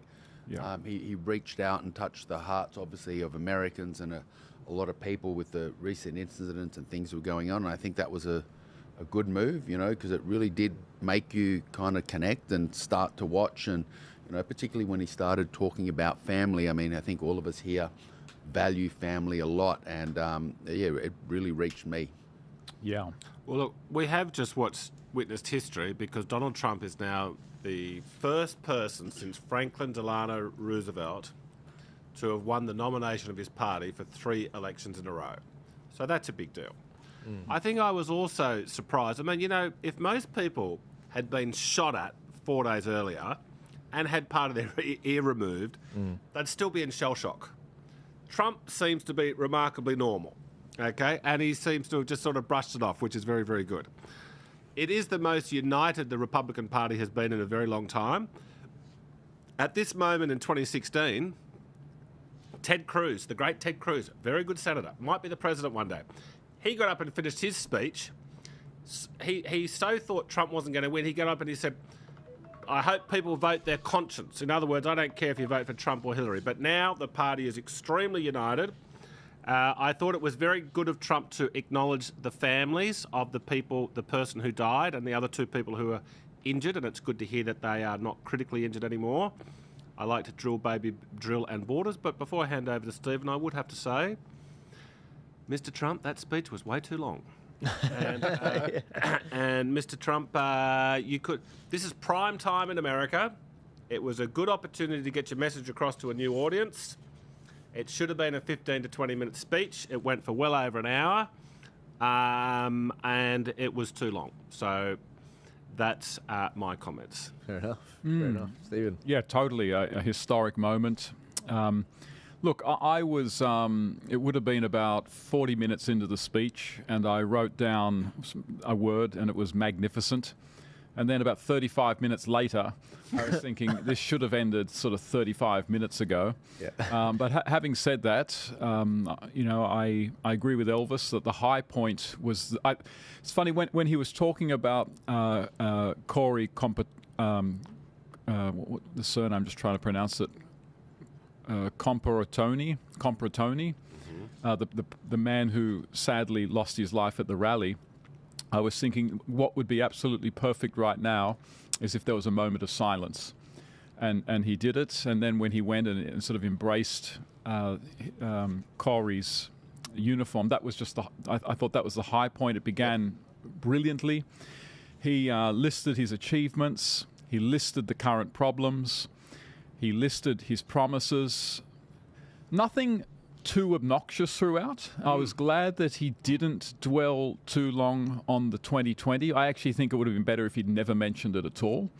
But so nothing really obnoxious. I just think if I could just critique it at one point, at one level, it was just too long. It wasn't too long for the people in the room, But as John said, he should have thought that this is a speech to America, not to the people in this room. I would say let's keep it at about 40 minutes. I mean, probably 25 minutes would be better, but. Basically, there's nothing serious. There's a lot that's really right with this speech. Nothing seriously wrong. Yep. No, agreed. And again, a lot of uniting communities, family, bringing people together. I think that was a very big message, which is very different to obviously the side of the debate. Gavin Newsom, I believe, is having. Litigation brought against him because of his new laws where schools are not required to contact parents about children's change of gender or things like that, and so that will be interesting to see how that comes along, because that could also affect his possible nomination if he's got a lawsuit coming towards him, or if it happens and he loses it. That you don't want him running into an election there. And again, it just shows they're trying to. The division of the family and breaking down the family unit, not involving parents is a big thing. Whereas, Trump there with, his family there supporting him, thanking his family, talking about the families who've been impacted, not just at the recent assassination attempt, but throughout the country through what's happened with the economy. No, absolutely. Yeah, and he didn't play the culture wars too much. I mean, we've got to remember... guys like us who are sort of watch all this stuff religiously, we're really keen on the culture wars, but the things that Trump really hammered were things that just touch every person's life, whether they've even heard of the culture wars or not. Inflation, energy, the economy, the borders, drilling oil, immigration. It was in many ways a non-ideological speech. If Trump can continue in this fashion, if he continue to restrain himself, he could win this election. Absolutely. On this path. No, absolutely. Yeah, the only thing that got me kind of questioning the result was obviously you've probably heard the Democrats don't want to make it illegal for non-citizens to vote. And so he's obviously made a very big statement. He's going to be deporting illegal immigrants. Could that kind of inspire them to get out there and illegally vote? Because, hey, they're going to be gone soon if he wins. So that was the only thing that kind of crossed my mind during the speech. Fair comment. Absolutely, guys. I'm very conscious of my fellow panelists. I'm sure if you guys are as tired as I am, and I'm the young one on the panel here, you're ready to just call it a night. It's almost been 4 hours, guys. We've been live streaming this. I hope you enjoyed it. I know that many of you guys have been enjoying the previous ones. We are still averaging about 500,000 to 600,000 views an episode across the platforms, despite the censorship and the fact checks and all of that. But if you guys wanted to follow my fellow panelists, I've put all of their X profiles up now. Go please follow them there. That's the best place you can follow them at this stage to get their up-to-date thoughts on everything that's going on. And if you do want to actually support the podcast, we are on Rumble, we're on X, we're on Telegram, all the other ones as well, like YouTube and Instagram and Facebook and all of them. But these are the safe ones to grab me on the Ark or Joel Jammal.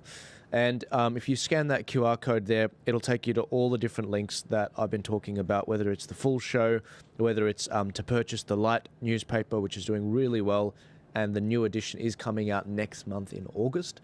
And if you want to donate, if you want to be a part of the $5 Army cup of coffee army every month, please support the show. It helps keep the lights on, and we will be doing many more streams like this, probably a little bit more on the edge of our seat, like the Democrat convention, with some interesting unknowns as to what's going to happen with the superdelegates around about the 19th, probably the 22nd of August, near the end of it.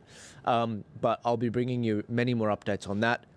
In the next couple of weeks, I'll probably be giving you a bit more Aussie news, what's been going on with the fresh produce, the bees, what's been going on with regards to the Anthony Albanese blaming misinformation for the shooting of Trump, Kevin Rudd actually coming to terms with the fact that Trump is probably going to win this thing, and some of the geopolitical implications for that, but also what's happening in economics in Australia. My sources in the Liberal Party are telling me we're leaning more and more to a December early election for Australia at a federal level. And around the corner, we've got local elections and a state election in Queensland in September and October. So in September, we've got the New South Wales local elections with people like Elvis running and John Ruddick, who's actually running a swath of local candidates for the Libertarian Party, which I want to get them back in to talk more about. But there's a lot happening, guys. I'm looking forward to getting back into the Aussie stuff next week. But this week was crazy, the shooting and everything. But please do support the show, share it out, get it out there. It is reaching many people every week. And my fellow panelists, did you guys have any last thoughts before I close off? Anything that we didn't get a chance to say? Or No, pretty much. I mean, I wanted to say again, like, comment, share. The only way that we can educate people is get the message out there. We're doing our best to help educate people. I'll be grabbing some copies of the Light magazine and passing it on to people that I know. So, little things like that, every little bit helps. So, go out there, spread the message. Let's get our country back on track. I think it's our turn next, and it's always good to be the king. Awesome. Well, the last thing I'd like to say, Joel, is, look, I would like to encourage the viewers to pinch themselves, because they are living in the age of Donald Trump. Donald Trump's not going to be a contestant in 4 years' time, and then we're probably just going to get back to regular programming with US presidential elections. Trump's going to be remembered for centuries to come, and it's a great honour. Even if you don't like him, it's a great honour to live in the time of such a huge figure. Well, since everyone is saying something, I guess I will, and I'll just say we are indeed living in a very historic moment, and you can be passive and just watch it happen, or you can be active, play a role, and actually help history come to get to where it's going. And so I encourage you all to support Joel Jammal, support the alternative media, get involved in politics, and be a part of the change. Hear, hear. Awesome. Very good. And that is John's call that he has to do very early now, guys. I will see you later. God bless you. Thank you very much. Give this a share, donate, subscribe, everything. Goodbye. Enjoy your weekend. Have a great one. Well, that was great.